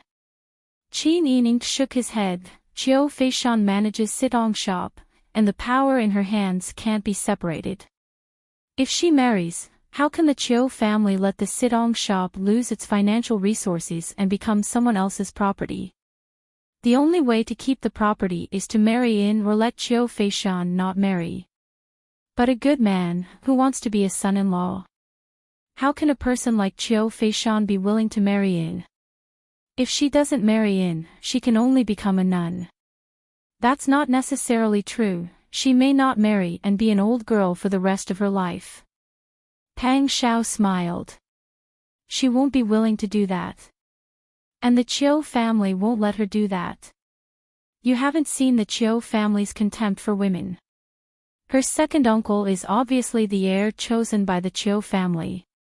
Her second uncle's ability and wisdom are not as good as her, and there is also the problem of choosing sides. How can they allow a woman to order them around? It's not terrible to be an old girl, and it's not terrible to marry in. In Qiu Feishan's view, it's terrible to be at the mercy of others for the rest of your life and not be able to realize your ambitions. Pang Xiao heard this and couldn't help but kiss Qin Yining's cheek. My sister Yi is smart. That kiss was very loud, and the proud voice when praising her was not small. Qin Yining was sure that the people around must have heard it, although those people were very upright and didn't look sideways. Qin Yining blushed and punched Pang Xiao, making Pang Xiao laugh. The reason why Qin Yining could understand Qiu Feishan so well was fundamentally because they were the same kind of people. She was luckier than Qiu Feishan, because the people around her would not suppress her and despise her, and because she was less ambitious than Qiu Feishan. Qin Yining began to think about how to talk to Qiu Feishan, so that they could win a win-win situation between Sidong Shop and Pang Xiao. With Qiu Guang's sudden appearance and all the trouble that followed, the Qiu family would definitely not support Pang Xiao. Regardless of who the Qiu family supported, to be able to pull the four-channel ship in as an ally was better than nothing. As for how the four-way shop was originally the Qiu family's business, how Qiu Feishan would completely separate the four-way shop from the Qiu family was not something she needed to calculate. She believed that Qiu Feishan already had an idea. The group of 10,000 people walked towards the city gate in an orderly manner. Although this was the outskirts of the city, in order not to disturb the people, they tried to walk in a less crowded area. However, with such a large group of people passing by, it naturally caused quite a commotion. Many people had already noticed the situation here, but they did not dare to come forward. Because of Sword Chuan City's strategic location, it had been peaceful for many years. And because of the Qiu family's protection, the commoners of Sword Chuan lived a much better life than the commoners outside. They were like the flowers of the Wen family, unable to withstand any big events. Now that a large group of strangers had entered Sword Chuan City, it caused these people to panic. Qin Yining asked Pang Xiao in a low voice, "Have you made any preparations? Will these people talk behind your back?" "Don't worry, the guards I left in front of the city gate have already explained to the commoners of Sword Chuan outside the city gate that I only came to pick up the princess. I will not hurt any commoners, nor will I do anything to rape or plunder. Presumably, when those people return to the city, the Qiu family will not be able to suppress this matter." "You are still thoughtful." She was immersed in the joy of Pang Xiao coming to save her, but there were many things that she did not think of. The group quickly arrived at the gate of Sword Chuan City, and the group neatly lined up and left. Then the guards at the gate also withdrew, and 20,000 people lined up outside the gate. The guards of Sword Chuan City returned to the stronghold and looked at the soldiers outside the gate with a complicated expression. They really hoped that they would never have the chance to fight against the team led by Pang Xiao in their lifetime, otherwise they would be the unlucky ones. Outside the city gate, Pang Xiao asked his men, "Did you see a white-clothed young master come out?" So many of them had already left the city, there was no reason that Mu Jinghu could not come out. Mu Jinghu's lightness kung fu was excellent, and it was effortless for him to bring someone out. Replying to Wang Yi, there was indeed a white-clothed young master who came out of the city, saying that he was following your orders to bring someone out. He asked for a horse from me and left. Oh, right, this is the note he left. Pang Xiao and Qin Yining looked at each other, and the two of them did not speak for a long time. Mu Jinghu actually took Qiu Feishan and ran away first. Pang Xiao opened the note. It was a very brief explanation of the reason for his departure. Insufficient protection, too ashamed to face. Pang Xiao was so angry that he laughed. Even if it was because he promised Pang Xiao that he would protect Qin Yining, but in the middle, Qin Yining was molested and put under house arrest. Now that he saw Pang Xiao, he felt embarrassed and wanted to leave. But there was no need to take Qiu Feishan with him. Qin Yining asked him to help save her, but he took her away himself. Could it be that young Master Mu has taken a liking to Lady Qiu? Qin Yining said hesitantly. Pang Xiao was stunned, and suddenly said, "That's really possible. I remember Mu Tu said that his martial uncle had told him about his marriage, and when the time was right, he would naturally be sent out to look for it. This time, Mu Tu came to the old capital because his martial uncle said that the south was interesting, and sent him out for a stroll. Maybe it really is for Lady Qiu." Qin Yining nodded in realization. Although Tian Jizi had swindled a lot, he was still a swindler. His position was also different from theirs, but he was still famous. What Ziwei Emperor Star, what 3 inauspicious stars, no one could be sure if these legends were true or false. But this time, Mu Jinghu took Qiu Fei Shan away. If their fate was really predicted by Tian Jizi, and they could also be together, didn't that mean that Tian Jizi's predictions were correct? This thought flashed through Qin Yining's mind for a moment, but he threw it to the back of his mind. Regardless of whether the prediction was accurate or not, now that Pang Zhao's situation was confirmed, they needed to work hard to manage it. Qin Yining felt that they didn't need to care about those predictions, lest they be bound by those thoughts and led by the nose by Tian Jizi. The team reorganized outside the city. To avoid causing panic in Jianchuan City, Pang Zhao ordered them to set off, and planned to walk for a while first. After walking for 4 hours in the direction of the old capital, Pang Zhao ordered them to set up camp and rest. Qin Yining then had the opportunity to talk to Jinghu Wei and Young Man, who stayed outside the city. So, it was you who sent the letter to Wang Yi? Yes, Princess, please don't blame us. It was really because the situation was urgent at that time. After you entered the city, there was no news, and we were really afraid that something would happen. Young Man felt a little guilty. In order to protect Princess, of course, she had to tell Pang Zhao about Jinchuan's situation. But seeing that Pang Zhao really brought the troops and horses, Young Man was a little worried that Pang Zhao would be caught red-handed. If he was really asked to write a book, wouldn't it be his fault? Qin Yining seemed to see through Young Man's worries, and said with a smile, I don't mean to blame you. Who wouldn't be anxious in that situation? If it were me, I would be anxious too. You can rest assured, Wang Yi brought the troops out to train, and it's not considered privately moving the troops, so it's fine. Being comforted like this, Young Man was moved, and nodded, yes, thank you Princess for not blaming us. Don't be so polite. Qin Yining smiled and waved his hand. While they were talking, Pang Zhao had already set up the main tent. Naturally, he waved at Qin Yining. Qin Yining smiled and walked over, holding hands with Pang Zhao, and entered the tent. The Jinghu Wei men around them all smiled ambiguously, showing an expression that all men understood. They were really thinking too much. What could this tent cover? Qin Yining and Pang Zhao lay in each other's arms in the tent, enjoying each other's body temperature and heartbeat. The two of them didn't speak until Qin Yining was a little sleepy, and he forced himself to lift his eyelids, and asked, Is there a letter from grandmother and my mother? How are Brother Han and Brother Zhao? There's a letter. Everything is fine. That's good. How about home? Home is fine. Father-in-law also ordered someone to secretly send a message. The war over at All Land side has entered the most tense moment. When Qin Yining heard this, he immediately became much more energized. On the way to Jianchuan, she already didn't know about the war over at Taiden's side. Furthermore, she was still trapped in Jianchuan City, so she didn't know anything about the outside world. Do you think Prince Consort Ji can win?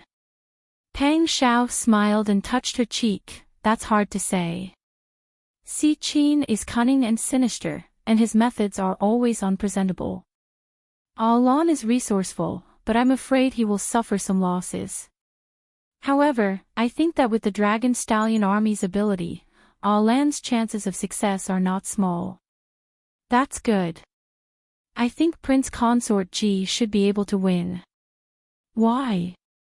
Why do you suddenly have confidence in him? Pang Zhao's tone was sour. Qin Yining was amused by his expression, idiot, of course it's because you and Prince Consort Ji are equally famous. You're so powerful, and you even led your troops into Jianchuan Pass, which is easy to defend and hard to attack. Although I haven't seen Prince Consort Ji fight, I've seen how powerful you are. The two of you are equally famous, so he should be about the same as you. Although Qin Yining was speaking the truth was too pleasant to hear. Pang Xiao's heart was bursting with joy as he said, "Little mouth, did you eat honey? Why is it so sweet? Do I look like someone with a glib tongue?" Qin Yining laughed softly. She was lying in his arms, her hair messy, and her eyes watery. Pang Xiao's heart raced as he looked at her. He only felt that his sister Yi was too beautiful and too likable.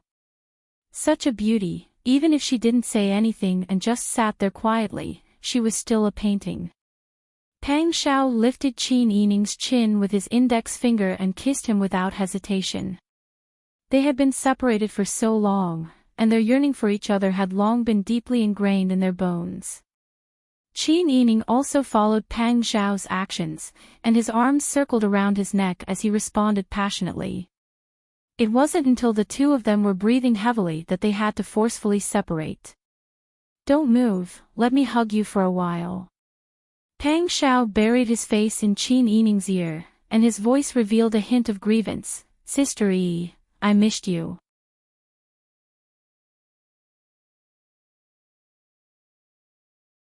Chapter 752. Pang Xiao nodded gloomily. "Something always happens when you're not by my side. I'm scared of you now. As long as I don't see you, I feel my eyelids twitching, and my heart is restless. I can't calm down no matter what I do." Qin Yining smiled and said, "You're really scared." "Yes.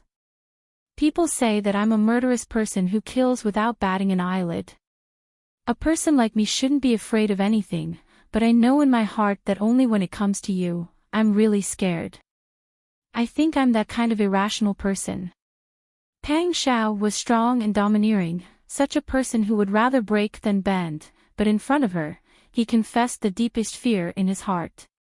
She was very distressed, but more than that, she was satisfied and cherished. To be able to have such a sincere husband, they didn't get married in a blind way, but they liked each other. To be able to be together, this was already a great blessing. In this regard, she was much happier than Qiu Feishan. Thinking of Qiu Feishan, she couldn't help but think of the Qiu family. "We've fallen out with the Qiu family. They are a big family, and must have a lot of connections in the imperial court. I'm worried that when we go back, the Qiu family will counterattack." Pang Xiao nodded and said, "I think so too. Since the Qiu family doesn't intend to support me, and has chosen to support others, no matter who it is, they will be my enemy. So I'm thinking that we should hurry back to the old capital as soon as possible and make preparations in advance, so as not to be caught off guard by the Qiu family." Qin Yining sighed helplessly. "This time, we've really been fooled by Qiu Feishan. Before coming to Jianchuan, no one would have thought that there was such a big family behind the four-way shop, and this big family hides the secrets of prominent families and hidden families. So, the Lu family's relationship with them is unusual. Since the Qiu family decided to change from hidden to prominent because of the Lu family, Lu Heng's choice to support your majesty is certain." Both of them were silent. Especially Qin Yining. Although she had some disagreements with the Lu Heng family and had schemed against each other, after being kidnapped by the Taiten, she had indeed gone through thick and thin with Lu Heng. This kind of friendship between life and death was not fake. Qin Yining also knew that Lu Heng had feelings for her. Therefore, he had intentionally distanced himself from her. But he didn't expect Lu Heng to make such a decision in the end. Outsiders like them didn't know the secrets of the prominent and hidden clans, but Lu Heng should know. In a situation where he clearly knew of this rule, Lu Heng still clearly took sides in the court. That was truly unwise. Because as long as one took a side, it was equivalent to being blocked. In the future, there would be wins and losses. It would never be like when one was neutral, where one could change one's rudder according to the wind and preserve one's strength. Lu Heng was a good person, but he was not a qualified family head. Now that she thought about it, this was probably the reason why Grand Secretary Lu felt so regretful before his death. Many thoughts flashed through Qin Yining's mind. Leaning against Pang Zhao's warm embrace, she breathed in the familiar and reassuring scent. After going through a crisis, her exhausted body finally relaxed and she gradually fell into a deep sleep. Hearing her gradually stabilizing breathing, Pang Zhao couldn't help but look down at the person in his arms. She must have been scared out of her wits. Even though she was asleep, her delicate brows were still furrowed and her fan-like long eyelashes fluttered uneasily. Her sleep was extremely restless. Pang Zhao kissed her forehead with heartache. He hugged her tighter and wrapped her in his arms. She seemed to feel safe. Her furrowed brows gradually loosened, and her whole body relaxed. So good. She was in his arms again. Ever since he received the news that Qin Yining was trapped, he hadn't slept well. Pang Zhao's exhaustion had reached its limit. Unknowingly, he also fell into a deep sleep. The journey to the old capital was extremely smooth. Under the protection of tens of thousands of elite soldiers, how could there be any danger? Perhaps it was because they heard that the army specialized in suppressing the bandits. Many of the bandits along the way became nervous. Wherever Pang Zhao went, he would naturally send people to inquire about the bandits. If there were any bandits on the mountain, he would lead the army to suppress them. The income from suppressing the bandits could be used to support the army's consumption. In this way, the lie of going out to train the soldiers was true and there was no need to worry about the military's expenditure. Qin Yining's journey was very smooth and she was well protected. The only thing that worried her was Qiu Feishan and Mu Jinghu. She didn't know why Mu Jinghu took Qiu Feishan away. This person didn't even send a message after leaving and only left a note. Because of the delay on the road, it was already autumn when they returned to the old capital. Pang Zhao led the army to the camp and Qin Yining didn't follow. Naturally, she led the people back to Qin's mansion first to have a good rest and reorganize. When Pang Zhao returned to the camp, he boldly and decisively marginalized all the people he knew that Qiu Feishan had planted in the army. Qiu Feishan was taken away and the Qiu family made it clear that they were enemies with him. Naturally, the army couldn't continue to put Qiu Feishan's people in an important position, including Lu Zhang, who was the first to borrow money from Sidong. They were all sent to a camp to be monitored. For this kind of change, the low-level soldiers who didn't like to use their brains naturally didn't care. But this change couldn't escape the eyes of Magistrate Yang. Qiu Feishan left with her people. Magistrate Yang didn't hear any news of Qiu Feishan for a long time. In fact, he was secretly worried about her. Later, he heard that Pang Zhao took 20,000 people out to train the soldiers. Magistrate Yang naturally had a lot of guesses and doubts. Now that Pang Zhao's soldiers and horses came back, and the princess who went out also came back, but only Qiu Feishan was missing, Magistrate Yang was a little panicked. Could it be that something had happened? But Magistrate Yang had to stay where he was and couldn't go out. He could only contact Mr. Lu several times. Mr. Lu was sent by Qiu Feishan to take charge. Naturally, he was anxious about the situation of his boss. Hearing Magistrate Yang's inquiry, he was more anxious to investigate. Just when Magistrate Yang and Mr. Lu's attention fell on the whereabouts of Qiu Feishan, Pang Zhao had neatly removed those malignant tumors in the army. On the eve of the Mid-Autumn Festival, Magistrate Yang received an invitation from Pang Zhao.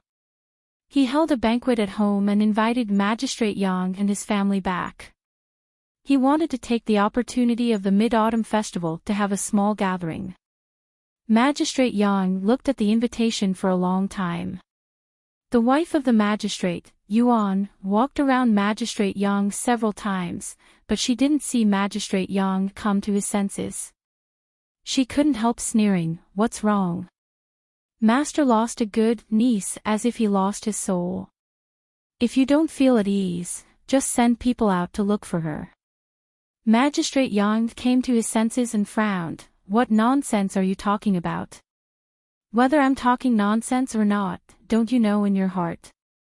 Why don't I know that you have a niece like Miss Chiu in your family? Which of your relatives can raise such a beautiful daughter? You're tuning into the LoveLore Library YouTube channel. We're so grateful for your support, and don't forget to subscribe to join us on this incredible journey through captivating stories. Your generosity through donations truly makes a world of difference, as it's the primary source of revenue that allows me to expand and enhance this channel for you. Thank you from the bottom of my heart for being a part of this adventure.